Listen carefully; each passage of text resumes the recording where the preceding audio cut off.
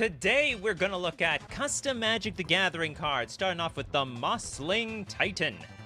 It is a plant kaiju land creature. What? What does that mean, it's a land creature? You mean like it's immediately a creature? I don't even have to activate this, and we just pay 0 mana for a 5/5 creature? What, are they insane? Have they lost their minds? It's got impact, blue, blue, green, green. I tell you, it already made an impact without even activating any abilities. When this land enters the battlefield, sacrifice it unless you pay its mana cost. Ah, so it's like Uro. No, sorry, not Uro. Yeah, it's like Uro or Kroxa. I want to just have that ability. Okay, when this creature attacks, reveal the top card of your library. If it is a land card, put it onto the battlefield. This card, I mean, this plus Stifle, that looks awful. This plus Dress Down, I mean, that's a very easy combo. I think it's pretty busted. I think they're very I don't know, maybe they're fine. Like, they're bad lands, I guess, if you don't draw the Stifle effect. If you got no Stifle effect, this card does nothing. What is another one that they had in mind? It's also another 5 mana impact 3/7. Whenever a creature you control dies, add a black. Until the end of your next turn, you do not lose this mana as steps and phases end. Oh god, I have no idea if these are any good or not. What if... How is it? It's just if it comes onto the battle, when this enters the battlefield, you must sack it unless you pay the impact cost. And then you're going to feel the impact of the... Or else you're going to feel the impact of the Mossling Titan. Okay, maybe they're okay. Maybe. But I think a deck full of these things and dress downs could be a problem. Otherwise, maybe you can, like, loot them away. And then, like, this plus life from the loam. Oh, I don't even want to think about it. All right, next up, we got Solemn Symbolism. It is a white-red 2/2 Fijian Cleric. Not Phyrexian, a Fijian Cleric. We got the cross going on here. We got a crown. We have the sun in the background. What it means whatever you want it to mean. It's all symbolism around here. When Solemn Symbolist enters the battlefield, the next spell you cast this turn costs 1 non-colorless mana symbol less to cast it. Now, what does that have to... Oh, Solemn Symbolist. You get it? It's like it's got one symbol less. So it's symbolist, 1 symbol less. I think that's what they were going for. And so Phyrexia burned across the stars. The oil of sin seared into its ashes. All right, now, yeah, sure. I think it's fine. It's probably the ultimate, like, mana dork. Not maybe it's like cost reducer. It's not a mana dork. It's not a mana rock. All right, Dimitri, what do you got for us today? Ruling stuffed animals. Ruling.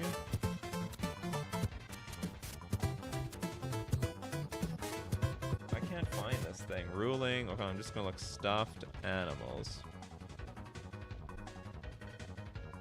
Here we go. Okay, it's apparently ruling stuffed animal was meant to be a full text card, but this works.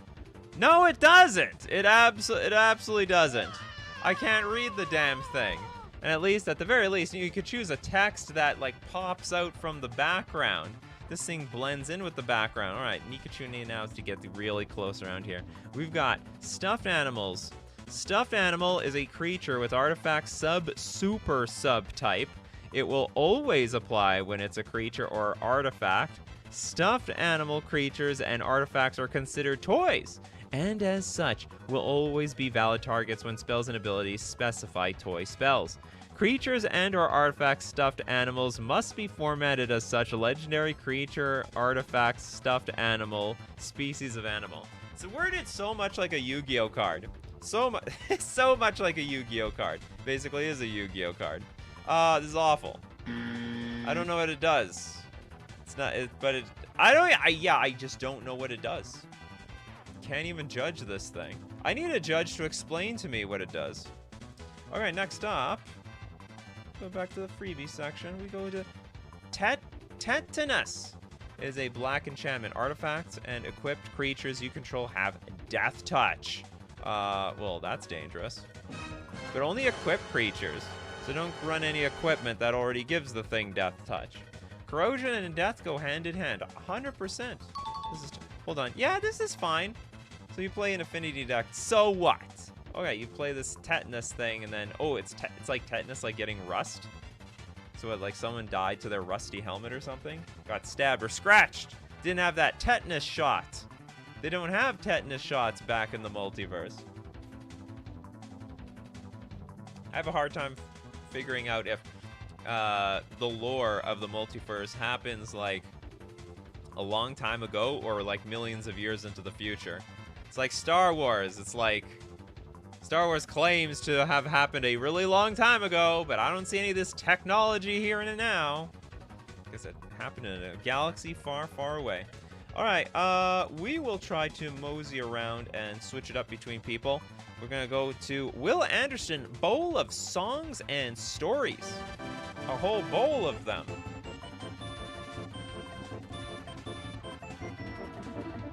Bowl of songs. Just like a bowl of cereal. So we got an Azorius enchantment. If a player would draw their first card during their draw step when they have fewer than 7 cards in hand, they draw cards equal to the difference instead. Drawing cards this way does not cause abilities to trigger. Were you trying to get around like Bowmasters or something? So if you draw the first card during their, if a player would draw their first card during their draw step when they have fewer than 7 cards in hand, they draw a card. Okay, so basically what you're saying is we're drawing up to 7. And at 2 mana! This is insane! But do you know what's interesting? What makes it fair? You don't get the ability immediately. Like you have to give the ability to the next person. So if they're empty-handed, they basically cash in before you. I think this works. I don't know why it's in white. Since when did white have good card draw? But maybe it's fair because everyone gets the ability. It's basically like super Howling Mine. I bet it should be like 1 more mana. At the fountain of knowledge, a mage's thirst can never be quenched. Actually, that's deep. We got some deep flavor text. That's worth an applause. I'd like to thank the Academy for this wonderful text we've created for today. I think it's the bacteria that grows on rust.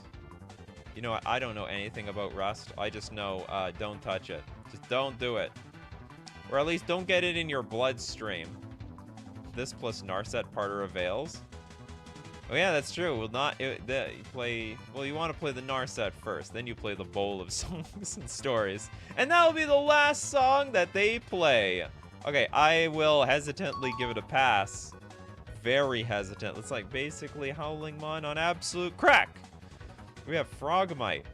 All right, so immediately disqualified. Isn't this card? This card already exists. You can't take the name of a card that already exists and put it on your own card.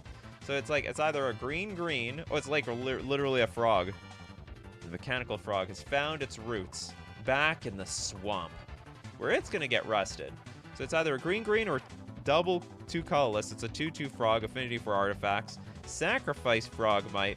Prevent all combat damage that would be dealt this turn. This is... Oh, it's a Frogmite. Is it different? Frog... Oh, it's Fogmite! Oh. We get that all changes it around. Look at that. Chat saved you. Fixie308, who submitted Fogmite. This would probably see play in every commander deck in existence. Not even just artifact decks. Alright, it's gone from disqualified to, I'm not even gonna call it a banger. I don't like these types of cards. I think they're very silly. Commander players love them, though, so it's gonna be an instant include in every green deck possible. The Fogmite. Fog. Can't see around here.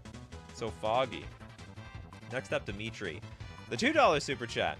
2 cards since a pair. Mr. Teddy. You made like a... You know, today you are a combination between Brawly's Shadow Great Series and Bacon Catbug, who submits a lot of stuff. Mr. Teddy, Enchantment Gatherer? Enchantment Gatherer. I found Mr. Teddy. It's created emblem Mr. Teddy's Horde. Is that it? Okay, we got it. We got it. Starting off with Mr. Teddy.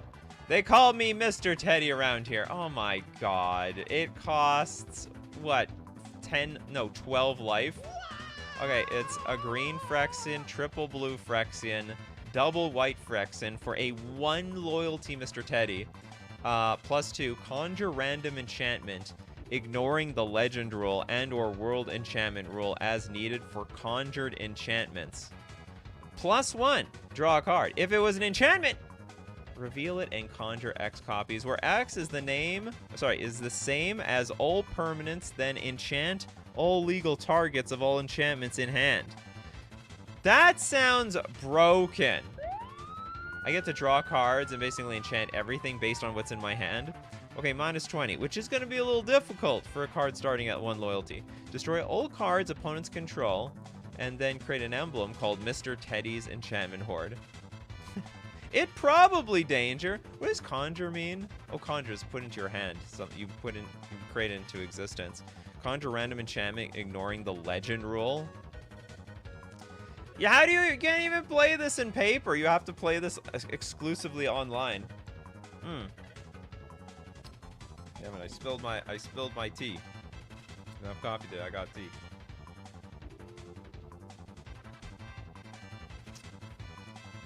Tola Duck says, wasn't there a Nikachu card left over from last week or something? No, we got it. I think we got everything. Dimitri's cards are ultra dangerous. Made a mana rock that did 25 that did 25 mana and asked if it was balanced. Never changed, Dimitri. Okay, so this technically I guess is legal on MTG Arena. Now, would I give it a pass? Probably not. I'm really terrified of this +1. So basically you pay 12 life. All right, we're gonna pay 12 life around here. We put this in play. We don't have anything to enchant though. It says if X was an if it was an enchantment, reveal it and conjure X copies. Where hold on, don't you just put any? Hold on, conjure X copies. So can't we just conjure like 1,000,000 enchantments? Yeah, that can't be legal. No chance. At the moment, it's $2 per card.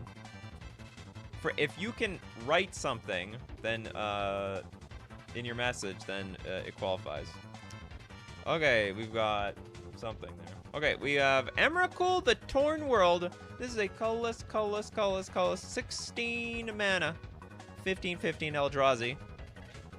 Emrakul is getting more expensive as time goes on. It's inflation. Inflation is getting out of control with these mana costs. It's an Eldrazi. When this spell costs X less to cast, where X is the number of lands you control. Flying, Trample, and Hexproof. When you cast Emrakul, the Torn World, you may sacrifice any number of lands you control. For each land sacrificed this way, gain control of up to 1 target creature. All creatures you control become non-legendary. Then copy all creatures you control. What's stopping us from cheating this in play? Nothing?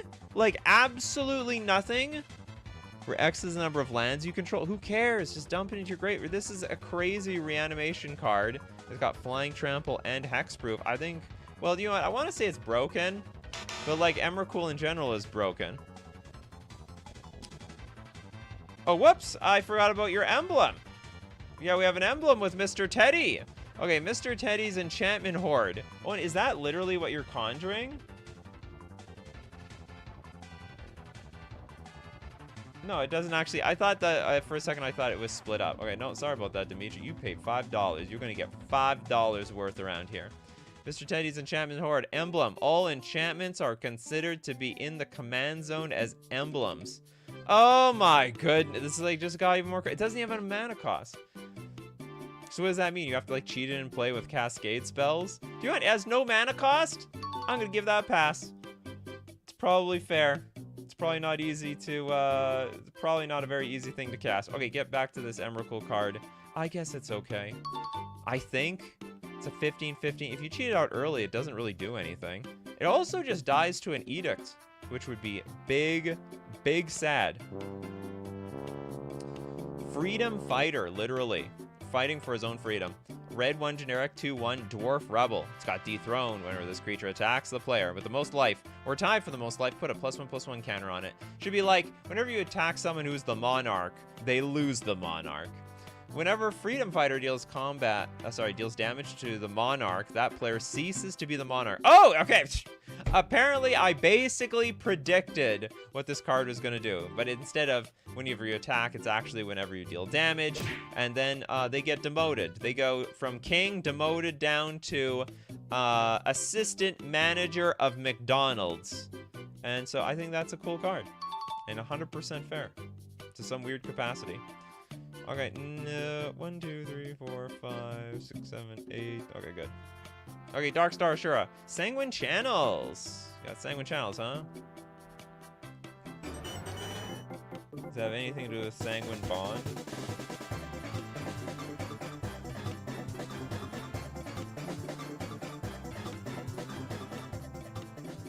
Okay, Sanguine Channels. This is a red-black, 1 generic enchantment. Blood tokens you have 2.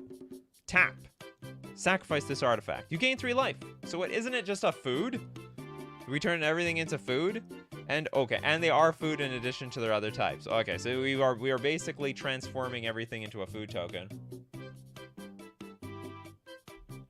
But whenever you sack a blood token, create a 1/1 black bat creature token with flying and lifelink. 100%. I think there's a lot of people who would love stuff like this. Oh, so it's like, sorry, it's not any artifact. It's a blood token.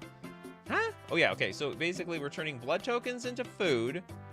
Or, no, simultaneously, we are also sacking the food to make a bat. The flavor to this, I have no idea, but I know that this is going to work. I think a lot of people would like this card too. Okay, freebie section. Ooh, a Zambi, Lady of Skulls. I like that.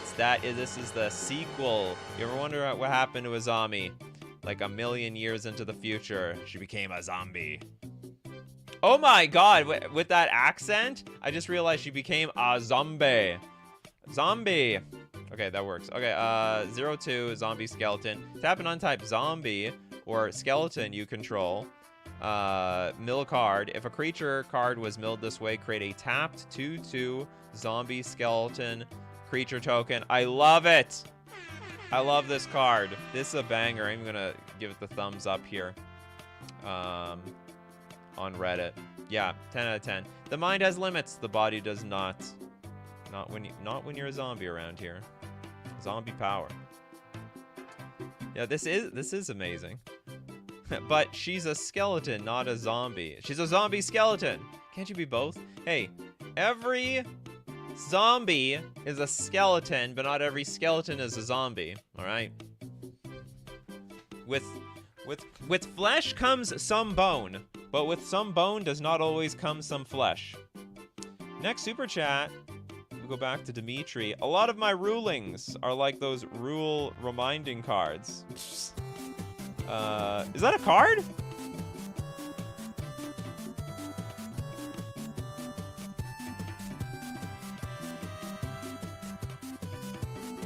This appears to be not a card. This appears to be just a comment. So with this comment, I will donate it to the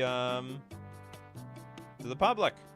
Okay, we got a Hired Thug. It is a red 3/2 Ogre Warrior with Echo of a red. When Hired Thug's Echo cost is paid, which is not hard, exile it. Well, that's not good. Then return it to the battlefield under its owner's control. It gains haste until end of turn. When you sacrifice Hired Thug, it deals 3 damage to you. I don't get this card. We made a 3/2. Oh, it doesn't have haste. But then we pay the echo cost, we exile, it comes back, and then, oh, it's like a weird way of creating a 3/2. Why does it have to leave?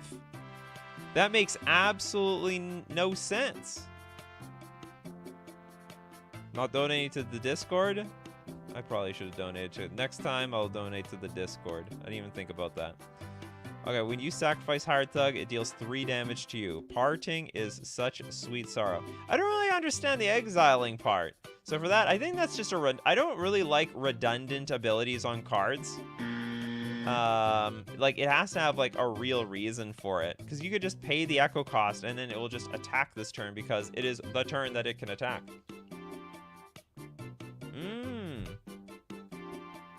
It always has Echo. Oh, Echo doesn't look at, like, when you paid? Wasn't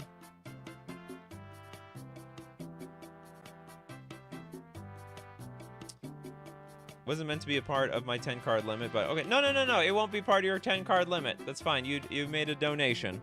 Donations are totally encouraged and fine on this show. Okay, or maybe I gotta be careful when I say that. Some of you people have deep pockets. Okay, we'll give it a pass. I don't know exactly how Echo works. If you have to pay for it every single turn, I guess that is legal. Parting is such sweet sorrow. You probably do want to part with this thing.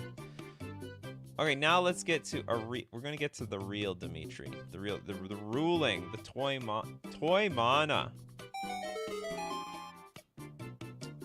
Okay, toy mana.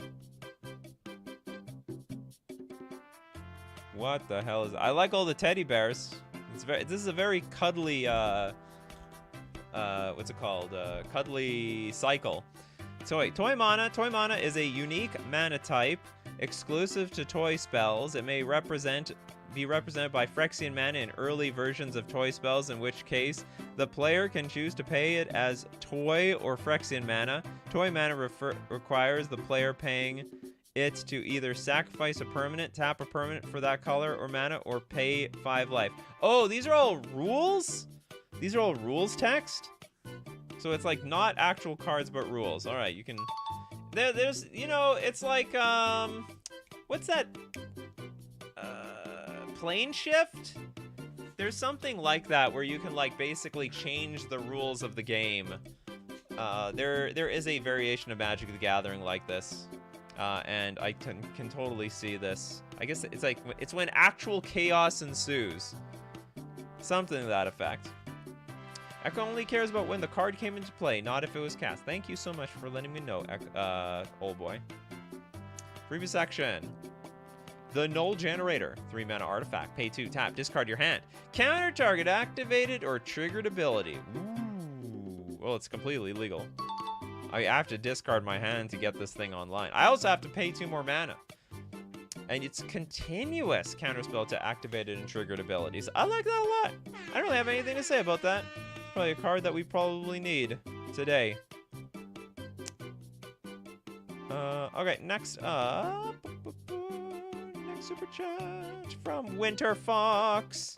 Okay, only 1 card today, and it's not a serious one. Oh, come on. Who is serious around here? Nobody. We're all having fun. Chaotic Space. Ensuring chaos.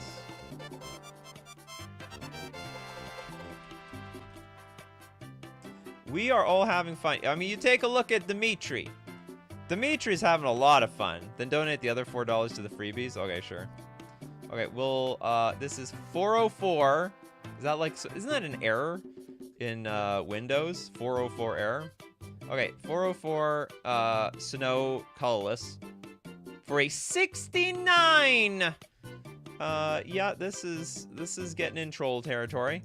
Now, it's a legendary artifact enchantment creature. Enchant artifact. All creature permanents on the field no longer have abilities and have X added to their mana value, where X is equal to the number of people in the room. Oh, this is, now we've gone into unset territory. Unglued, in fact.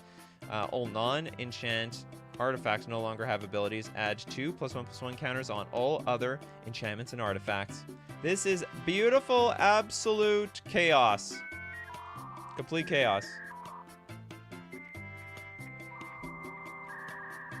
Is it 8 mana or... No. I'm pretty sure it's 404 mana, colorless, or sorry, generic, and then a white and a snow. So a total of 406. That's how I'm interpreting it. Okay, 2 more randoms. I'm gonna close my eyes. We're gonna spin the wheel, and we land on nobody. We actually land on Dimitri's Life Nurturing Giant Soup. It's a 0 mana legendary enchantment. Whenever your life would become 0 and you have at least 1 creature, tap all land you control. When your life becomes 0, it is a legendary enchantment for 0 mana. Tap all land you control. You must have at least 3 lands untapped. Okay, minimum 3 lands. And block all attacking creatures. But you're dead. In this case, one creature can block all attacking creatures, regardless of their abilities on the battlefield. Remove the damage step from this combat, add X life, and +5/+5 counters to all creatures you control, where X is the life of the turn control player. This ability can be activated by all players. What the hell? This is absolute nonsense. No, God, please, no! That's one donation. Pedgeman! See, Pedgeman likes me donating in the freebie section because Pedgeman has a lot of cards here. We got Koakuma, Devilish Helper. Is a red, black, blue, 1 generic 2/5 Devil Wizard. Now it's got flying, and whenever another spell or ability would have you search your library, you may copy that spell or ability. What? So you like double twice? Double search with a fetch? You may choose new targets with a copy. Whenever you search your library, you lose 1 life for each card you find. Oh, so you already balanced the card. I'm like, are we going to get double the glands? No, you're going to lose double the life if you do that. So basically, you're still fetching for 1 life, I guess, essentially. Ooh, should have made Mammoth Cheese Bowl, just because of that with the cheese. So cheesy. Yeah, exactly. So 404 file not found. You know what? For that last one from Dimitri, that was more of a 404 file not found. And the blue screen of death. All right, back to the freebie section. Plain Spirits. What's all these creature lands that are immediately creatures? It's a 2/3 plains that you can just fetch out with Fading 2. Oh, so it's balanced like that? Plain Spirit isn't a spell. It's affected by summoning sickness, and it's got like some reminder text as if you just started playing the game for the first time. All right. I think Fading 2 actually... Maybe it's actually really strong. I could be wrong about that. Imagine just fetching this out when someone attacks. Oh, I got a 2/3 creature out of nowhere. You know what? I have to disqualify this. It's too strong with, like, basically turns every fetch land into a pseudo removal spell for small creatures attacking you. Plus, you have the upside of keeping it as a land and adding some mana for a few turns.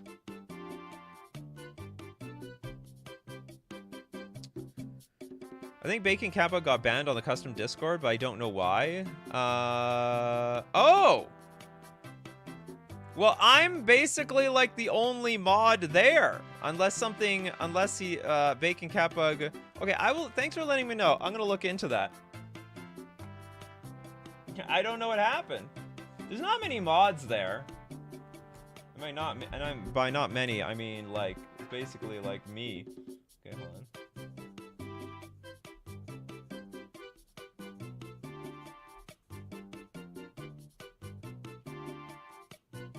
Oh, unless Bacon Kappa got hacked, and I have banned a few people spamming things. Maybe Bacon Kappa got hacked. So if you're listening, Bacon Kappa, DM me somewhere on Twitter or something, if that's the case. And then, like, maybe the username changed or something. Okay, Plain Spirit is going to the trash. With that, we have our sponsors, FusionGamingOnline.com. Okay, you know where to get your cards. Mon-Fri 3 just came out. You know what I got? I got Harbinger of the Seas. I got Sink into Stupor. I got a lot of cards. I got Flame of Denial, because I need those cards for Modern. And also my Commander decks. Those are also very, very important there. Deal of the week this week, by the way, save 15% off Old Tempest block singles. So if you like what you see in Tempest, go check it out at FusionGamingOnline.com. Don't forget to use coupon code Nikachu at checkout for 5% off all your purchases. We're also going to thank Mana Traders, the premier place to rent Magic cards online. Your ability to play any format, anytime you want. From Commander, Pioneer, Standard, Legacy, Modern, and more. You're renting the cards digitally. And you better believe, I believe in a week, they'll have access to Modern Horizons 3 singles where you can now rent and play. I don't know, maybe all very Legacy users and subscribers already have access to those cards, but usually you have to wait a little while. As they're building the inventory, all right? Do you know what you need to buy for Modern Horizons 3? Maybe not. Maybe you're not sure yet. There's a lot of brewing you can do. You rent with Mana Traders, and then you'll be sure when you make that paper purchase. You can support the channel using my Mana Traders link in the description below, or save 10% off your first 2 months using coupon code Nikachu_OKM. Okay, back to Reddit. I know he didn't use add time. Whoops, what am I doing here? Add time.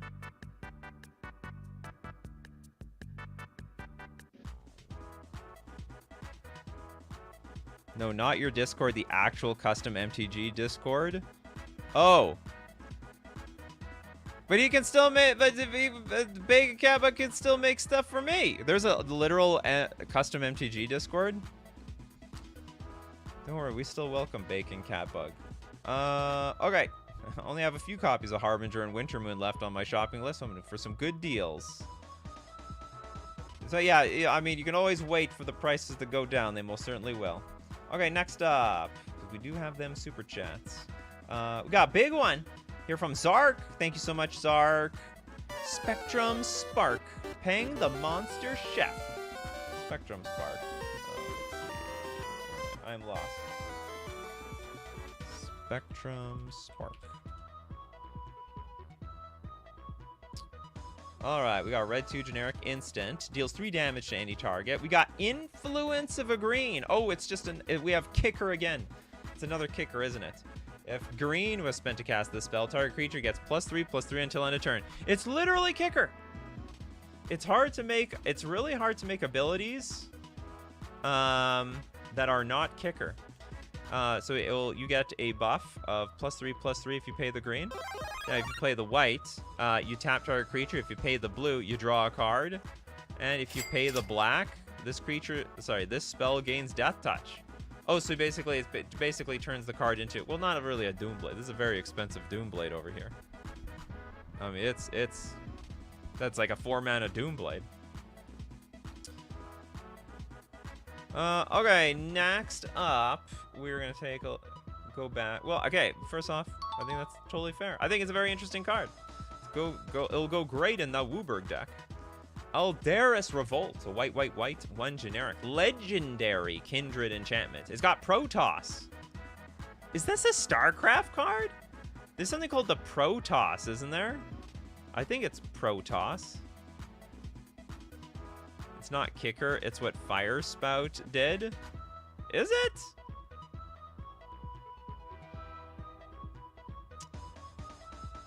Oh, it doesn't cost extra. It's actually within the mana cost. Oh, I get it. You're right. Oh, so it's 3 mana for all these abilities. That actually makes it significantly more dangerous. Okay, still a pass. Yeah, it's the Fire Spout thing. Okay, StarCraft card. Creatures you control have, whenever this creature becomes the target of a spell or ability an opponent controls for the first time a turn, carry that spell or ability. Yes! Even though I hate these types of cards. We need protection.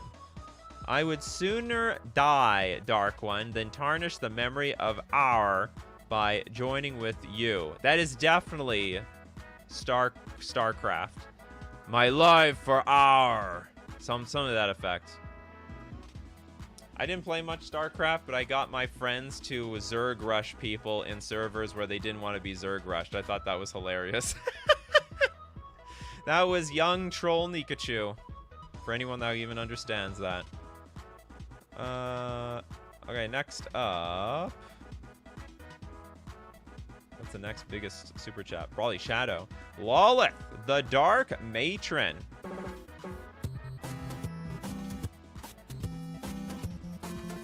LOL. Is my favorite gods from D&D, so I made a creature card for her. All right.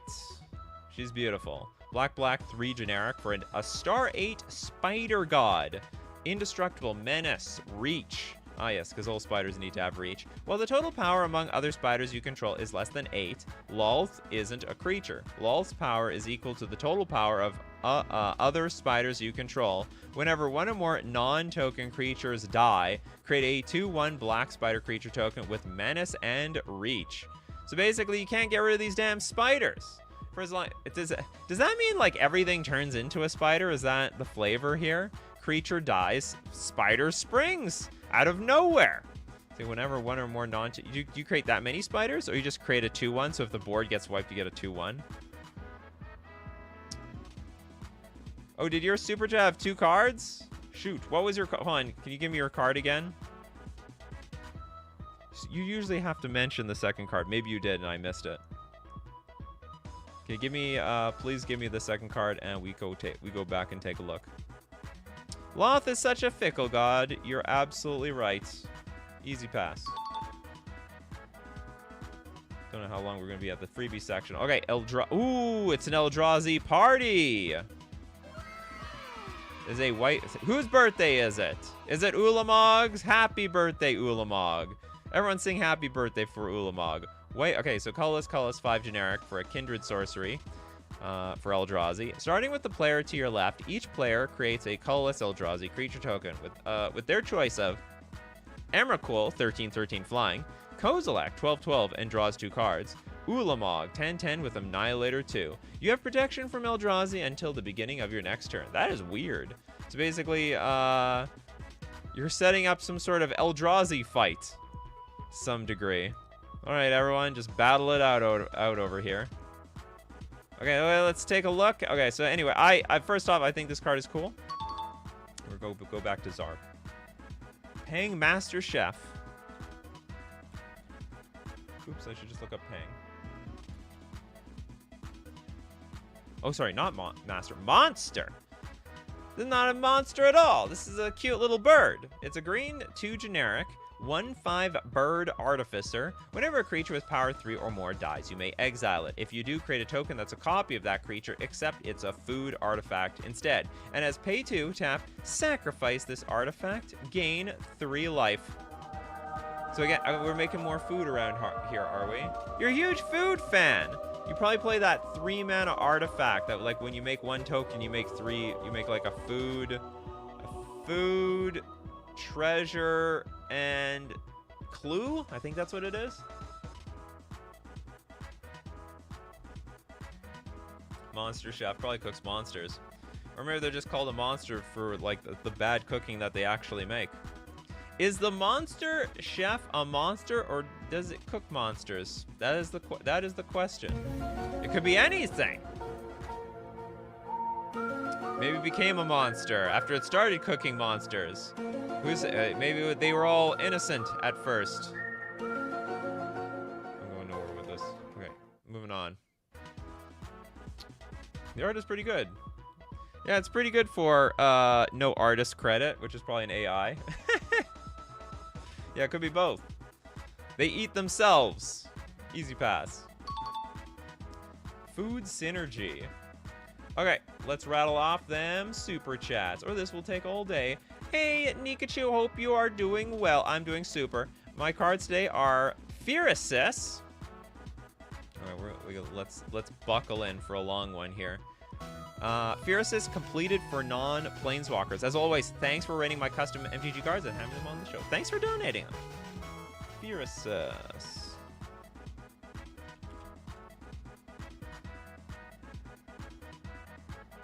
The show is created by people like you, Fire. Okay, Coma. Ooh, it was a sequel to the actual Coma. Or is this like an adaptation of the real Coma? It is a blue Phyrexian green 3 generic 6/6 Phyrexian Serpent with Firasis. When Coma Progress Serpent enters the battlefield, if life wasn't paid to cast it, create a 3/3 blue serpent creature token named Coma's Coil for each opponent you have. So if we pay full retail, you know, no discount, no $2 Tuesdays, we get basically 9 power in play. Sacrifice another creature, choose 1. Tap target creature, its activated abilities can't be activated this turn, and Coma gains indestructible until end of turn. This is literally Coma, with just a Phyrexian mana on it. Weird. So it's like, so you like your Coma, but you'd like it more as Phyrexian, wouldn't you? I think that's totally reasonable. Solroof, the Plane Eater, must be big to eat the whole plane. Must be also very hungry. So I'm guessing this used to be 4 mana. So for a 3/3, Phyrexian will flash. Firasis. When Serulf, Plane Eater, enters the battlefield, if no life was paid to cast it, put a number of +1/+1 counters on Serulf equal to the number of creatures that died this turn. Remove a counter from Serulf. Each opponent sacrifices a non-land permanent. I'm guessing this is the same card, but, you know, you giving yourself an option to play it for cheaper, and therefore you just like lose the ability. I like it, actually. Thassa, Wrath of the Sea. I don't recognize this card. Phyrexian red, blue, 6 generic for a 5/5 Phyrexian god. When Thassa, Wrath of the Sea enters the battlefield, if life wasn't paid, exile another target creature you control, then return it to the battlefield under its owner's control. And then whenever another creature enters the battlefield under your control, up to one target non-land, non-creature card in your graveyard gains escape until end of turn. The escape cost is equal to its mana cost, plus sacrificing a creature. We must sacrifice blood to the blood god. Perforos, Tainted Forge. It is a white-red 4 generic 6/5 Phyrexian god. And when Perforos, Tainted Forge enters the battlefield, if life wasn't paid to cast it, you may put a creature card from your hand onto the What? We could put a card from our hand onto the battlefield that gains haste, sacrifice at the beginning of the next end step. So it costs 5 mana to do that. I guess that's okay. Creatures you control have lifelink. Oh god, and double Phyrexian. This creature gains indestructible until end of turn. And tap it. That last part seems broken to me. That's quite strong. Because we don't even sacrifice the Perforos. So for 5 mana, dump a creature on the battlefield, give it lifelink. I mean, I guess you have to pay 4 life to do that, but it's indestructible. Good thing you have to sacrifice it.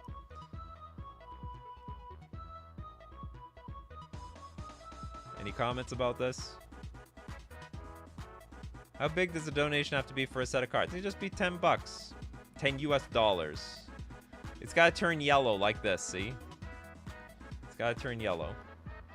Okay, and last one is the Shally, Dean of Suffering. By the way, I think we can make that last one a pass. It's just hard to wrap my head around it.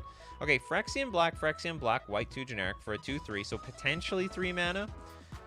Flying Vigilance.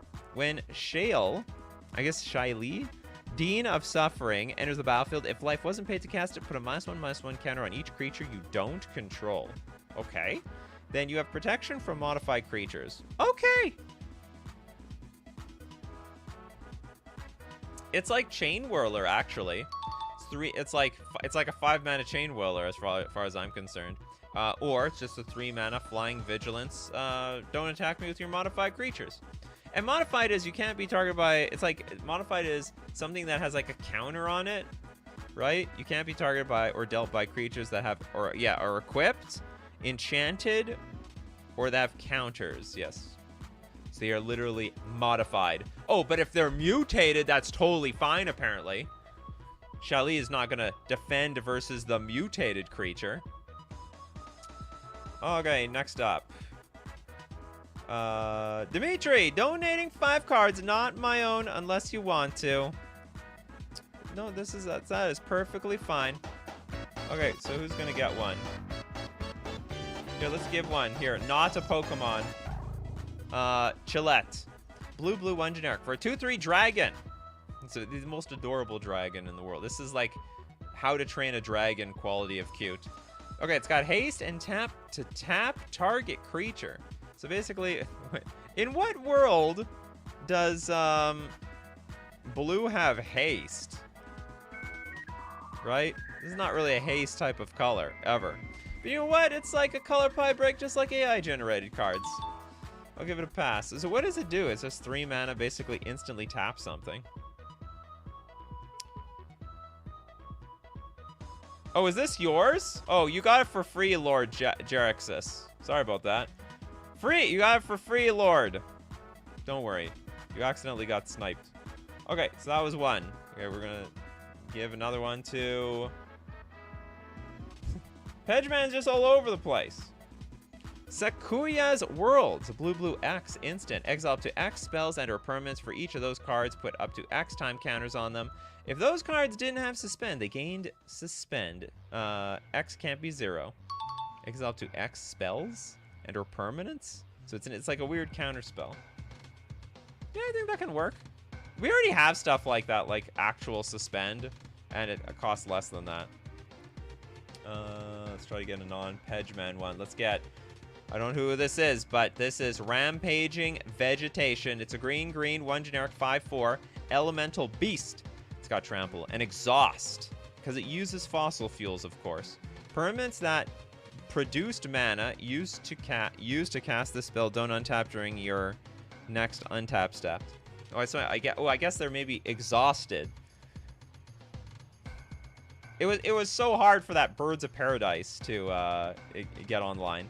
Or was it Delay that I was thinking of? Maybe it was Delay I was thinking of. Did I snipe this one too? Or we're gonna sniper? I guess I have to dig deep into the history of the past for the donations, but it's okay. Okay, next one we've got. Let's go look for Blast. Bardic Knowledge. We have a blue-green legendary enchantment. 2 mana, tap, add a knowledge counter to Bardic Knowledge. Whenever you roll a d20, you can add up to X to the total result, where X is the number equal to or less than the number of knowledge counters on Bardic Knowledge. But you can add 20. Pay 2, tap. No, that's broken. That's it danger. It absolutely danger. Yeah, you roll a d20, you can add X to the total results. Pay 2, tap, add a knowledge counter. Hold on. What? And then whenever you roll a d20, you can add X to the total result where X is the number equal to or less than. Hold on, what does it do though? Pay 2, tap. I just realized I don't get anything. So we add a knowledge counter to Bardic Knowledge. It's like, but this is like knowledge can't do anything. You would have to. You have to put 20 counters on Bardic Knowledge first. I don't know what that means. So whenever you roll a d20, you can add X to the total result, where X is the number equal to or less than the number of knowledge counters on Bardic Knowledge. So it does nothing. Maybe I'm missing something here, but I think this card does absolutely like nothing. X is equal to the number of counters on it. So I pay 2, tap. You can add X to the total result where X is a number. Oh, I see. Okay. So I pay 2, tap, put a knowledge counter. But it doesn't do anything. Yeah, it does nothing.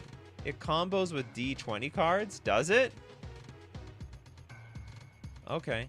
Well, sure. It can be legal if you want. You buff your other rolls with this card. Oh. I don't play with a lot of D20s, people. I am D20 illiterate around here. I have no idea what's going on. Okay, Bardic Knowledge. Who else? Hikari. Naturia. The Dragoness Aspect. It is a green-green 2 generic sorcery until end of turn. Until the end of your turn. Then your green creatures with trample destroys an opponent's creatures. It deals an amount of damage to opponent. Life equal to the destroyed creature's toughness. I don't know what that is, but I like it. The wording was a little off, so it sounds good, but the templating did not get through. Okay, there was also Protector of the Weak. Someone please save this 3-legged lady. There's a 3-legged lady here. That is a telltale sign this was AI generated. The art. Okay, green, green, green. Aura. Opponent creatures with trample lose trample. Okay, I understand that. Opponent creatures with haste has ward 1 instead. Oh, that's interesting. And opponent's creatures with flash cannot attack. That's also interesting. The 3-legged lady. Gotta save her. She's not weak, she's fast. 3 legs are better than 2. Okay, this is actually, we can give this an easy pass around here. Oh, please, there's a shoe on it. You put a shoe on your dong? No, never happens. Okay, that was 5 cards. We go back. Who else is donated here? Next up, Brawly Shadow. We've got Alice. Madness Returned.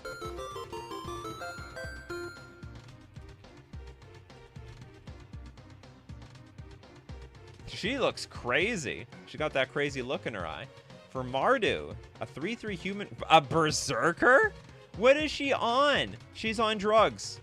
Death Touch. Each non-land card you own has madness. Oh, I guess she spent too much time at having tea time with the Mad Hatter. She's gone crazy herself. its madness cost is equal to its mana cost minus 2. Whenever Alice Madness returned attacks, discard a card, then draw a card. It's giving me very inty vibes, honestly.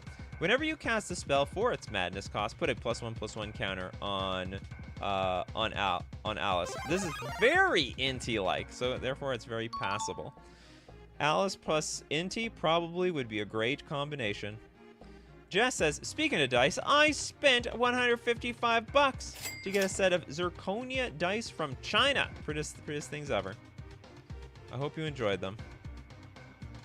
Poor Alice will never understand happiness. Driven by her insanity, lost in a world of her own mind. Maybe that whole thing, maybe the whole Alice in Wonderland thing was not exactly a dream, but basically her reality that she can experience. It's a sort of schizophrenic reality. Okay, Dimitri, we go back to you. Ruling. The toy command. Oh, these are more rulings to Magic the Gathering cards.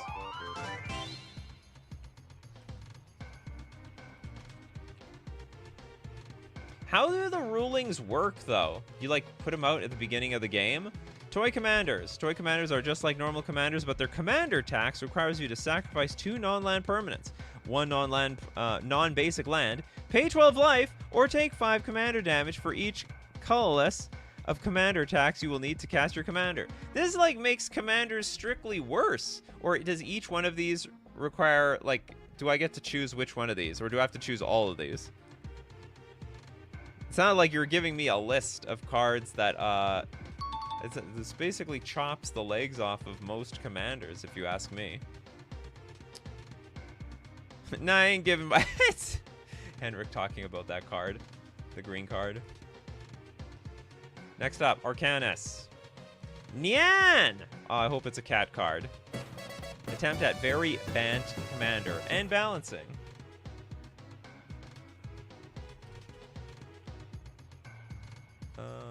Very cute. Nyan, Lord of something. Lord of Bant.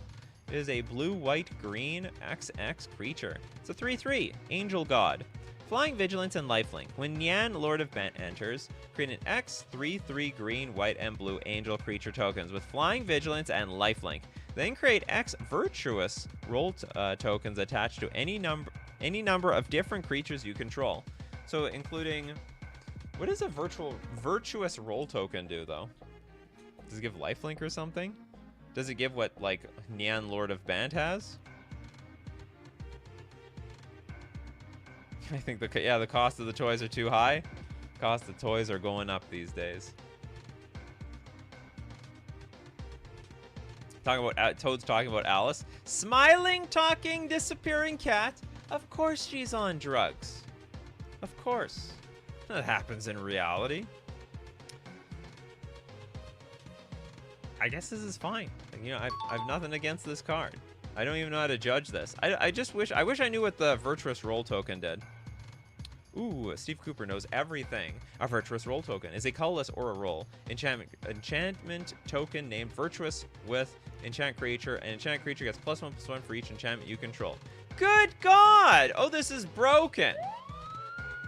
It's like, isn't this putting... Okay, so if we're putting one to any number of different creatures you control... Oh, no, it's create X Virtuous Roll tokens. Okay. So I can only make X of them. I thought it was just automatically giving each other creature this aura, and that was basically coat of arms. And I'm like, that's insane. No, that's fine. It's limited to X. Okay, Dimitri has more actual creature cards. Mr. Teddy. The baby's defender. They gotta defend the baby. You gonna look up the baby? I can't find this. Come on, Mr. Teddy.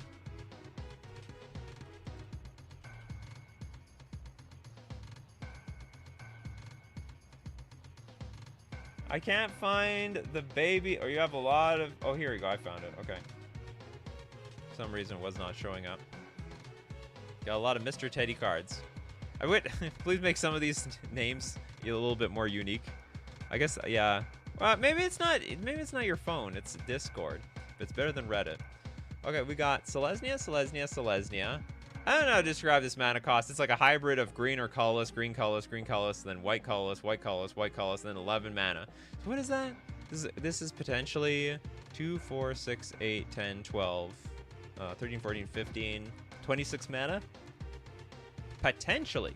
It's a 12/5 stuffed animal bear. Affinity for humans, of all things. Haste, trample, reach, dethrone, lifelink, quadruple, strike, hexproof, indestructible, protection from demons and monsters. Inflict 7 and Annihilator 3.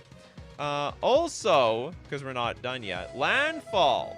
Whenever land enters the battlefield, add X plus Y, X plus X counters to all creatures you control where X is equal to the total devotion to each color and including colorless, and Y is your life total. This is just heinous. Cost is too high. It might not be high enough. You say it's too high. Yeah. Holy mother of mana costs. It's 26 mana. It's not that it's just 26 mana. Like, I don't want to do this math at the bottom. Y is your life. Add X plus Y. Why are we at it? What does that mean? X plus Y, X plus X counters. I actually don't get that part. You might want to make donation threads for custom cards so you don't risk sniping a super chat in the future. It hasn't happened yet, but still. Oh, no, we've already done that many times. Happened millions of times. It's not a bad idea. Okay. I say no to this card. It's a bit too convoluted. It's not even realistic. Okay, we have Opportunity Drive. Hi there. Love the show. I love you as well. Okay, glad to have it weekly. Some iconic and powerful D&D spells made into cards. Do people love your D&D? If there's something, if there's some pattern I've recognized with this custom show is people like making cards from other card games and also making D&D cards. D&D, me. They already did it. You must have been super thrilled when they brought D&D to Magic the Gathering. The Time Ravage. Black, black, black, black, 2 generic for an instant. As an additional cost when you cast the spell, sacrifice an artifact with a converted mana cost of at least 5. At least. Target player loses 10 life. Now, they gain an emblem which says this emblem's control loses 2 life at the end of their turn. Oh, God. It's like a Chandra emblem, isn't it? So target player loses 10 life, and they get an emblem with like that says your life total is cooking. This is Is this fine? This initial cost. See, here's the thing. In Commander, this is probably fine. In like regular Magic, this is insane. This is absolutely, completely nuts. Sack an artifact with converted mana cost of at least 5. But that's so hard. At least 5? So it's like you gotta sack your Golos or something. Or even in one-on-one Magic, I don't know what you sacrifice. Yeah, this spell is rapidly aging the target. Okay, pass. Next up, we got the True Polymorph. This is Wooburg Sorcery. Target permanent becomes a copy of another target permanent located on the battlefield, or in a graveyard, or in exile. The first target cannot have a higher converted mana cost than the second target. So target permanent becomes a copy of another target permanent located on the battlefield. Huh? Okay, so one of my things can be copy something else. The first target cannot have a higher converted mana cost than the second target.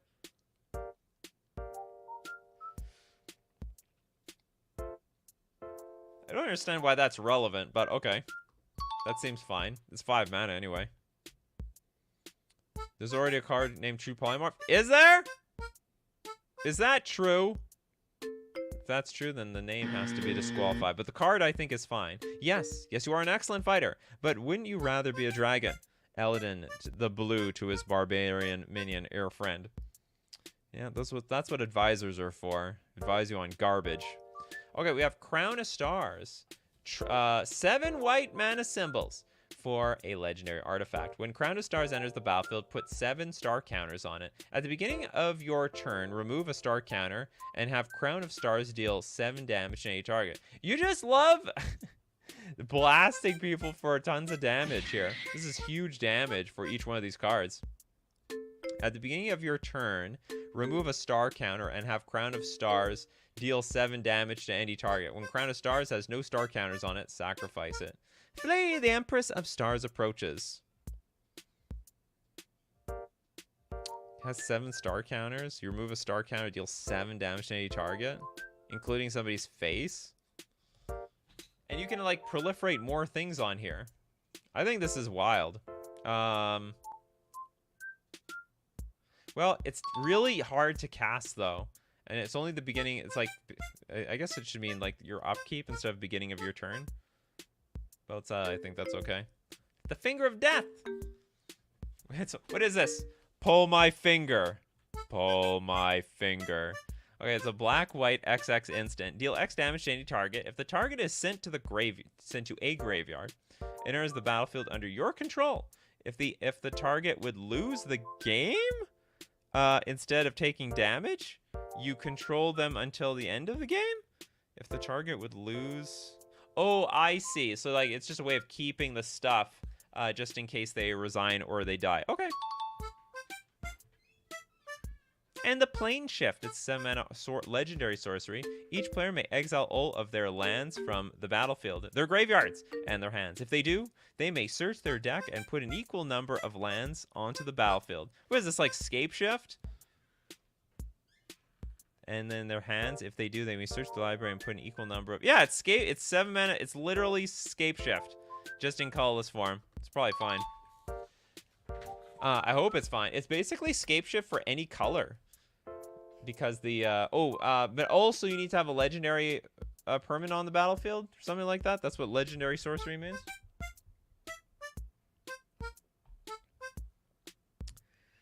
Gillum is like, me with my super chat queued behind 10 super chats worth $1 million. Yep, some people have to wait to the end. I might have to just say, like, you can't do 10. I think the idea behind this was just because some of you are like loaded with tons of money. The show will go on for eternity. Okay, next up. We do have to prioritize the big ones. We're going to give it to the Super Oz Walrus. First time catching custom card stream. Donating 5 for the freebies. Oh. Okay, hold on. Then I'm going to do that later. So let me get... There's a lot of donations. Okay, let me get through all the real ones. Or not, I don't want to say real ones, but everyone who's regularly paid. And then after everyone has been dealt with, then we go with the donations. Just so that we don't accidentally... It's not really sniping because we're like going to donate to them anyway. So I'll get to that at the end. Okay. Mr. Teddy's 300.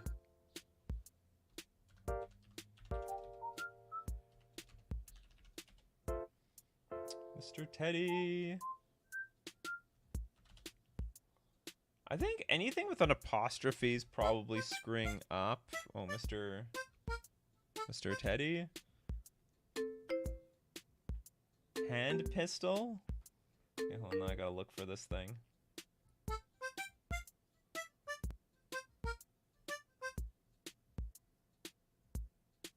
Maybe I have to just look up hand pistol.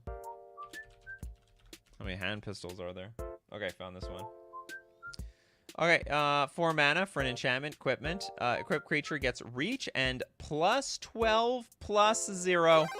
It's got equip 8, and it also has equip stuffed animal 5. I actually think this is perfectly legal. This is so expensive that there's no way that this can fail. Okay, I guess I have to go from like 10 card submissions to just 10 donations period. Okay, next up, we're gonna go to okay, Pyrobob. Thank you so much, Pyrobob. Themeless random card dump. It's themeless and random. We got a butcher of some sort. This is a Orzhov instant. Destroy target creature or planeswalker. Its controller creates a food token and a blood token. That actually is so flavorful. It makes almost too much sense. Every single time something dies within the game, like what happens to it? Like what, it just gets eradicated into thin air? Does it go to, I don't know, it doesn't go to into exile. Apparently there's a body that goes to the graveyard. Which at the same time then means it probably the body should be exiled because it got converted into food and a blood token. That actually might make a little bit more sense. Okay, Apprentice Transmuter, blue 1 generic 1/3 otter wizard. Whenever a permanent gains 1 or more new additional colors, types or subtypes put up to 1+1/+1 or stun counter on that permanent and a +1/+1 counter on Apprentice Transmuter. So we buff and lock things down. And for one, it's only a 1/3 for 2 mana. Oh, so I guess the idea is whenever a permanent gains something, then it gets punished. But it also gets buffed. This is a very strange card. But the otters, they are very, very weird cards anyway. Okay, Dirt Nap. This is a 1 black instant. Destroy target creature you control. Then return to the battlefield under your control. This is for ETBs. That is weird. I know. So, okay, so it's gonna it's going to enable death triggers. And it's going to enable ETB triggers. Dead hardly, darling. I was just getting my beauty sleep. The Ritual Dance. We have a red 3 generic sorcery. It's got Convoke. Ooh, to add this is this insane? So like it can't be played by combo decks or not well because it's got Convoke. And just 5 red for 5 mana. This actually is a banger card. I think that's a very interesting ritual. That is a very unique, fresh idea. Sneeze for a green instant. Create 3/0/0 black Phyrexian Germ creature tokens. Don't they just die instantly? So again, more death triggers, I guess. 3 death triggers for the price of 1 green mana. Bella's, I'm in love with Dirt Nap. Who doesn't want to have a Dirt Nap around here? Okay, next up. Another Mr. Teddy, the Holy Guard.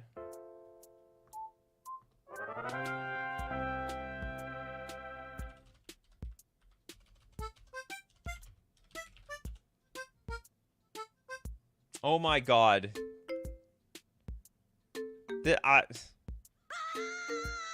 We thought if we thought the mana cost for the last cards were complicated.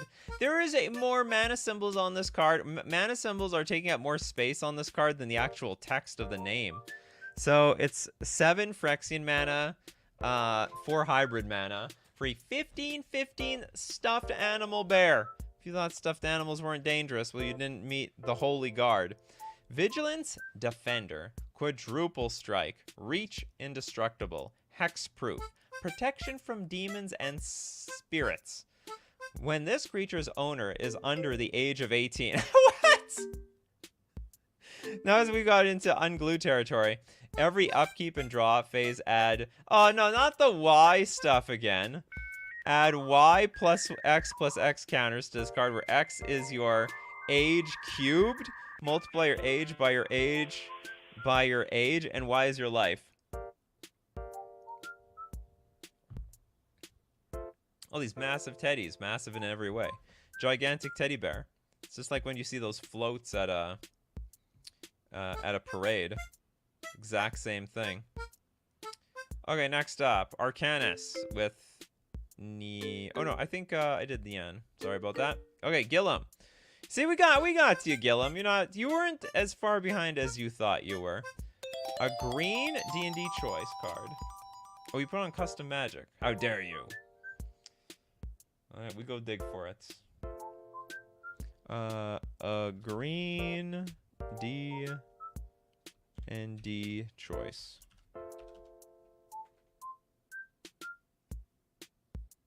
It was 2 days ago, so I'm assuming this is you. You escort a wagon. It is a green instant. Choose one. Look out for an ambush. Target creature gains reach until end of turn. Untap it. This is like isn't this like Legolas's quick reflexes? And it's also got look around for food. Target creature explores. You create a food token. Who doesn't like food tokens? Okay, nice card. Yeah, it's a combat trick. Could work out for you. Make you a little life around here. Who doesn't like a little life? Everyone needs a little food. Lightcoat says, that is good. You need to learn math if you are under 18. Yeah, it makes it more complicated that way. Yeah, cubed. That last for the guard bear. Is there some flavor to this that I don't know about? I'm not really a D&D person. When you are escorting like down a road, are you rummaging for the food?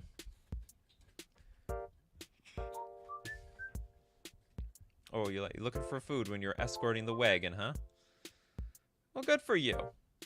Okay, Dimitri with Mutilda.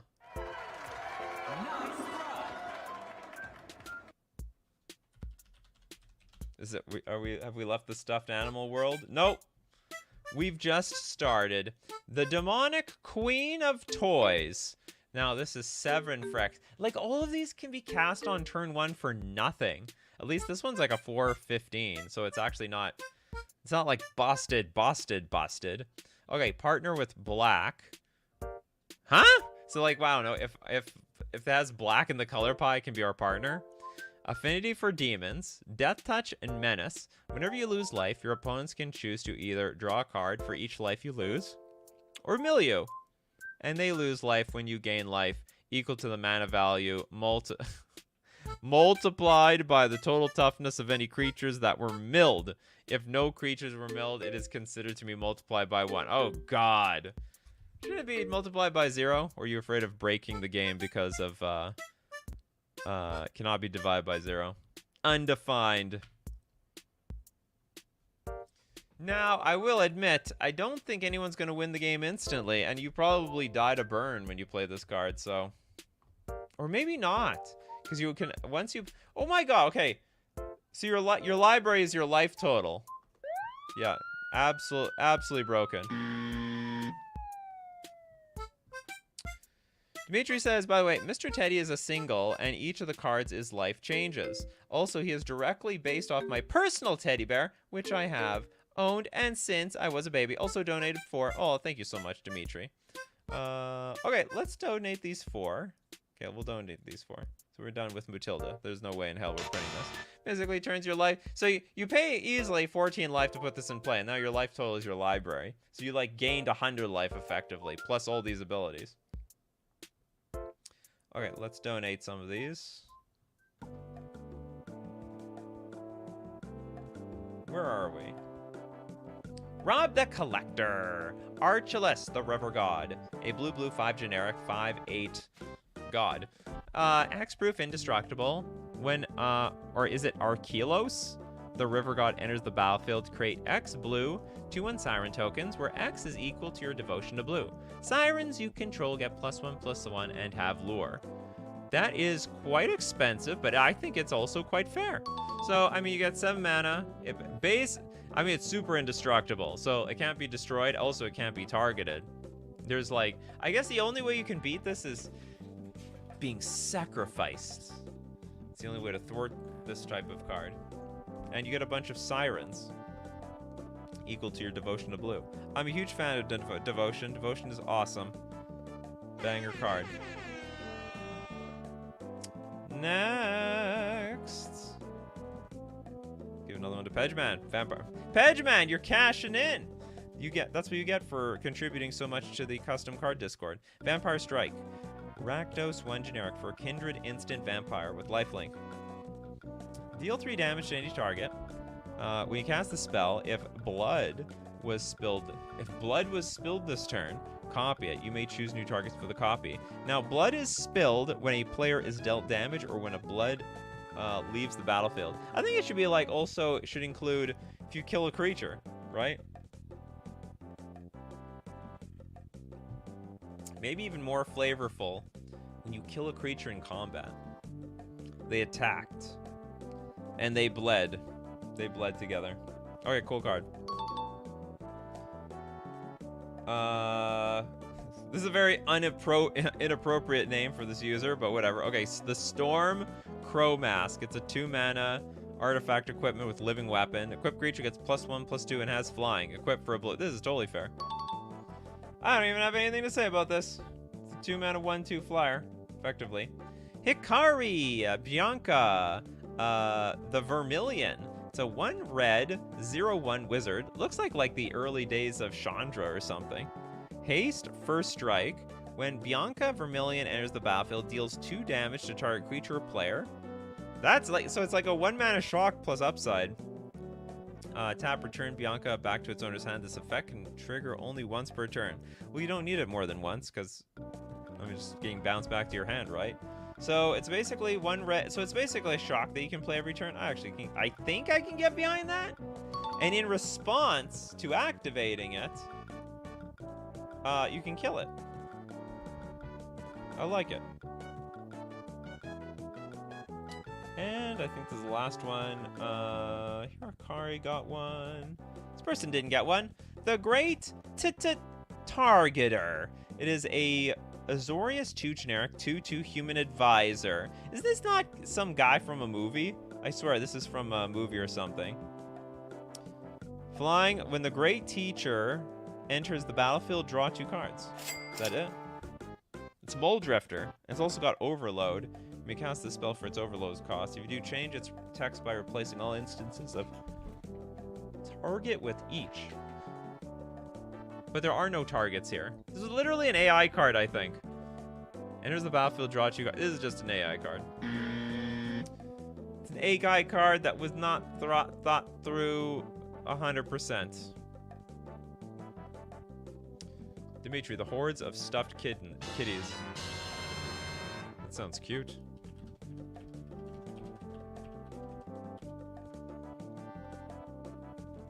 Kitty, oh my, it's adorable. Okay, so another 6 Phyrexian and X. Well, why can't we pay the X in Phyrexian while we're at it? Why can't we do that?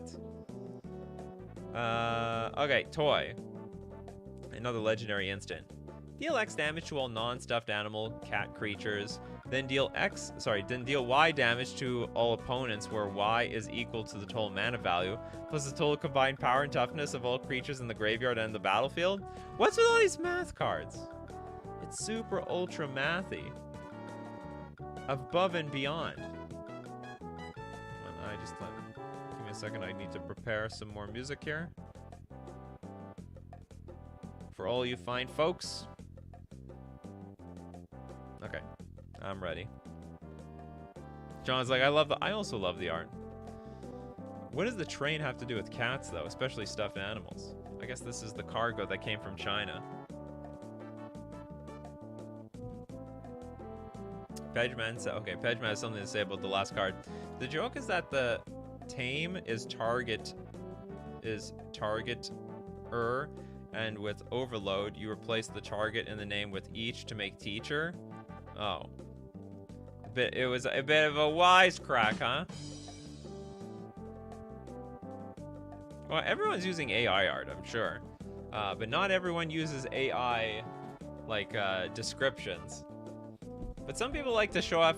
Some people make AI cards, but they don't have anywhere to post them, so they just post them in, like, custom MTG card channels. Anyway, I don't want to math this card, and its mana cost is very unreasonable. So, to the dumpster this one goes. Come on, we can, like, come on. I mean, Dimitri has some of them that passed. Okay, the Pangolin King. I made a homebrew D&D series. The homebrew.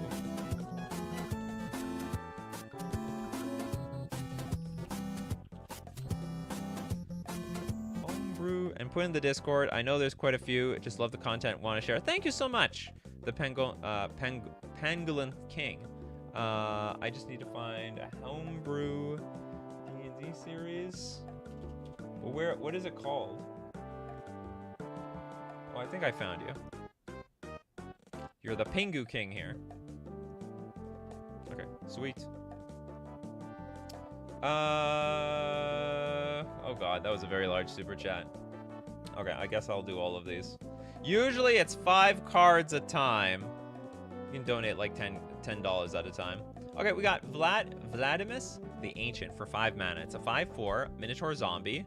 So for all you D&D fans, you might want to enjoy this. It's got Persist. I don't know why it needs that, but okay. And it's got 4 mana. Vladimus, the Ancient, gains +X/-X until end of turn, where X is the amount of force you control. This effect cannot reduce Vladimus, the Ancient, toughness below 1. Sweet. Easily could be a real card. Oh, we got Lenny. This is a very, like, generic name to have from Magic the Gathering card. It's like calling a frog Bob or something. Okay, 3 mana for a 0/2 frog with Shroud.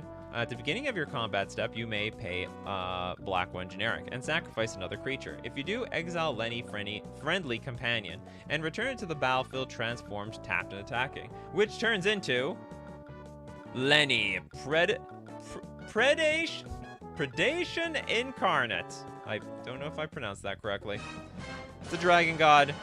Wow, you went from a frog mortal to a god. 7/5 trample and first strike. When Lenny Predation Incarnate is blocked, it gains power equal to target defending creature's mana value. When you end your combat phase, exile Lenny and return to the battlefield transformed and tapped. That is definitely not broken. Bumble, Death Ray Caster. The 5 mana 1/1. It's a kobold. I thought all kobolds were 0/1s though. Am I wrong? Am I wrong about that? I mean, maybe I'm wrong. Maybe there's some 1 power kobolds. They got a stick or something. That's what makes them so strong. Okay, tap. Oh my god. This is like a Dimitri card. We got double Phyrexian and an X here. Sacrifice Bumble Death Ray Caster. Bumble Death Ray Caster deals X damage to any target. If this target is a permanent, it can't be regenerated. Okay, this is not the craziest thing I've ever seen. We got a possum. Is it a possum? It's a very big one. Is Arlen Togan, Mist Breather. Is a green, white, 3 generic, 3/6 Pangolin Avatar. Forest Walk, and it's got landfall. Whenever a land enters the battlefield under your control, create a 0/1 green plant creature token with Defender. Easily pass. Its breath makes the mist that covers the grove. It causes the sway of the trees. Is it an oh, it's an armadillo. You know what? I see it now, 100%. Says the creature type. Well, it says Pangolin Avatar. I mean, that might not be what I think it is. Okay, oh yeah. It says what it is. Okay, you tell me, Toads, what is a pangolin? Be careful, Dimitri, we may not have so many donations left. Okay, no more. I'm gonna eat your donations if you give me more okay, it's gonna be like, you can only donate like up to 10 cards, and that's about it. If you want to spend your 5 or your 10 donos on donations, good. Because the show's got to end within like, well, I don't know, we might get through these. It's not that, I don't think we have that many donations. Or actually we do, we have a lot. We have a lot of big ones. Yeah, you're gonna get cut off. You've had too much custom MTG. We're doing this every week for a reason, you know. Every week, gotta pace yourselves out around here. Okay, I like that it's an armadillo. That makes a lot of sense to me. We got a dragon. It's a dragon barbarian called Zin-Ka Eager Mercenary. It's a 3 mana 2/2. Now, whenever an opponent's creatures dies during combat, you get an experience counter. And when Zin-Ka Eager Mercenary attacks, double the power and toughness X times until end of turn, where X is the number of experience counters you have. Yep. These are all very reasonable cards. I don't know about this one. Okay, this is Zin-Ka Plagued by Chaos. Did this have a flip?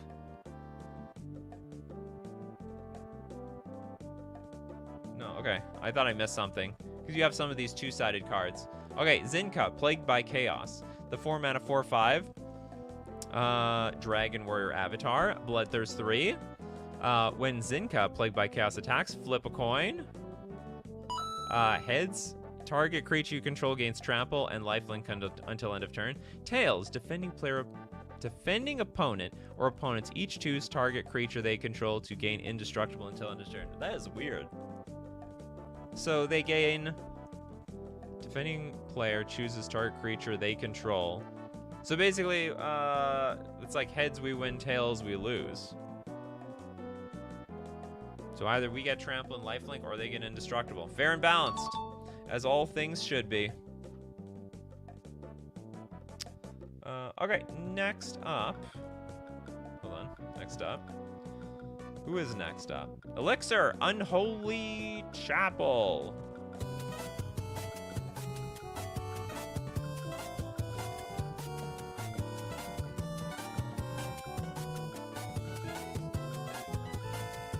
Legendary land enters the battlefield tapped. Whenever you gain 3 or more life, you may instead choose to lose that much life if you do untap the Unholy Chapel. Oh, this card could be absolutely insane.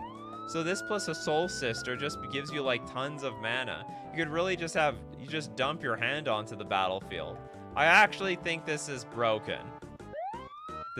I think this is very, very dangerous. Gain 3 or more life, you may choose to lose that much life. Okay, so the downside is you take damage for this affinity.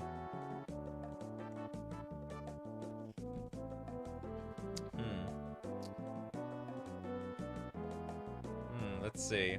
Yeah, I'm gonna be on the safe side and say that this is busted. Yeah, I mean, exactly. There has to be a way to combo.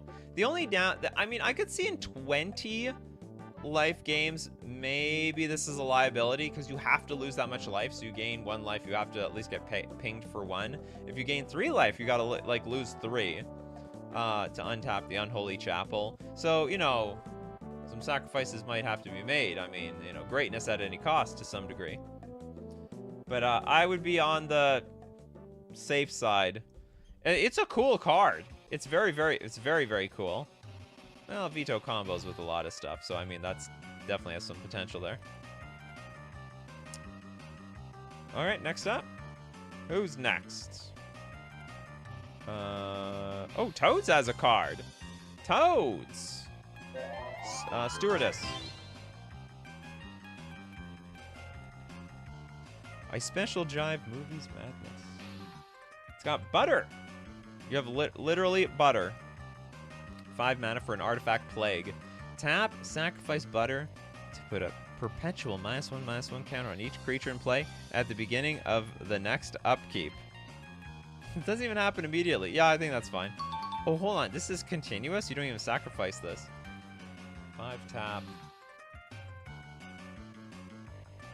Yeah, I think this is still fine. I don't think this is easy to abuse. You'd have to untap this and retap this over and over again. I think I could live with this type of card. Here we got to the card. We got there. Okay, I think this is probably Dimitri's last actual card before a billion donations. Since I enjoy the chaos of Zerg rushing. Oh, you're donating? Okay, let me donate. I'm going to donate to the public section. Oops, this is not the public section. Chopped Sliver. This is a green, black, 1 generic, 3/3 sliver. All slivers have put a -1/-1 counter on this creature. Create a food token named Salami. This is, I don't know. Did the AI card come first and then the text came later? That is just so bizarre.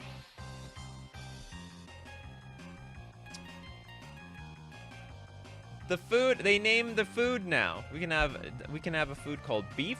We can have a food called pork belly. There's a lot of stuff there's a lot of food that we can name around here. Okay, next. Elixir. Modern Horizons 4 coming soon. Yeah, to a local game store near you.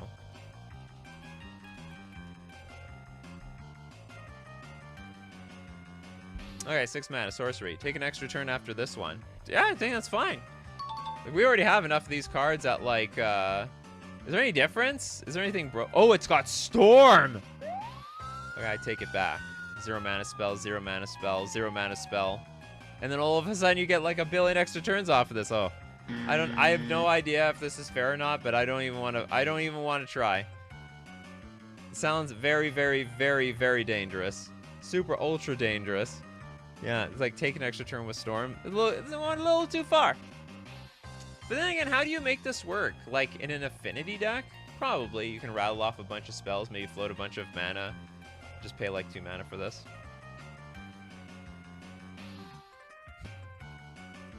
So this is 1 card less the Storm player needs for infinite turns. Once the Storm player gets like, I don't know, 4 extra turns, I mean, the game is basically over.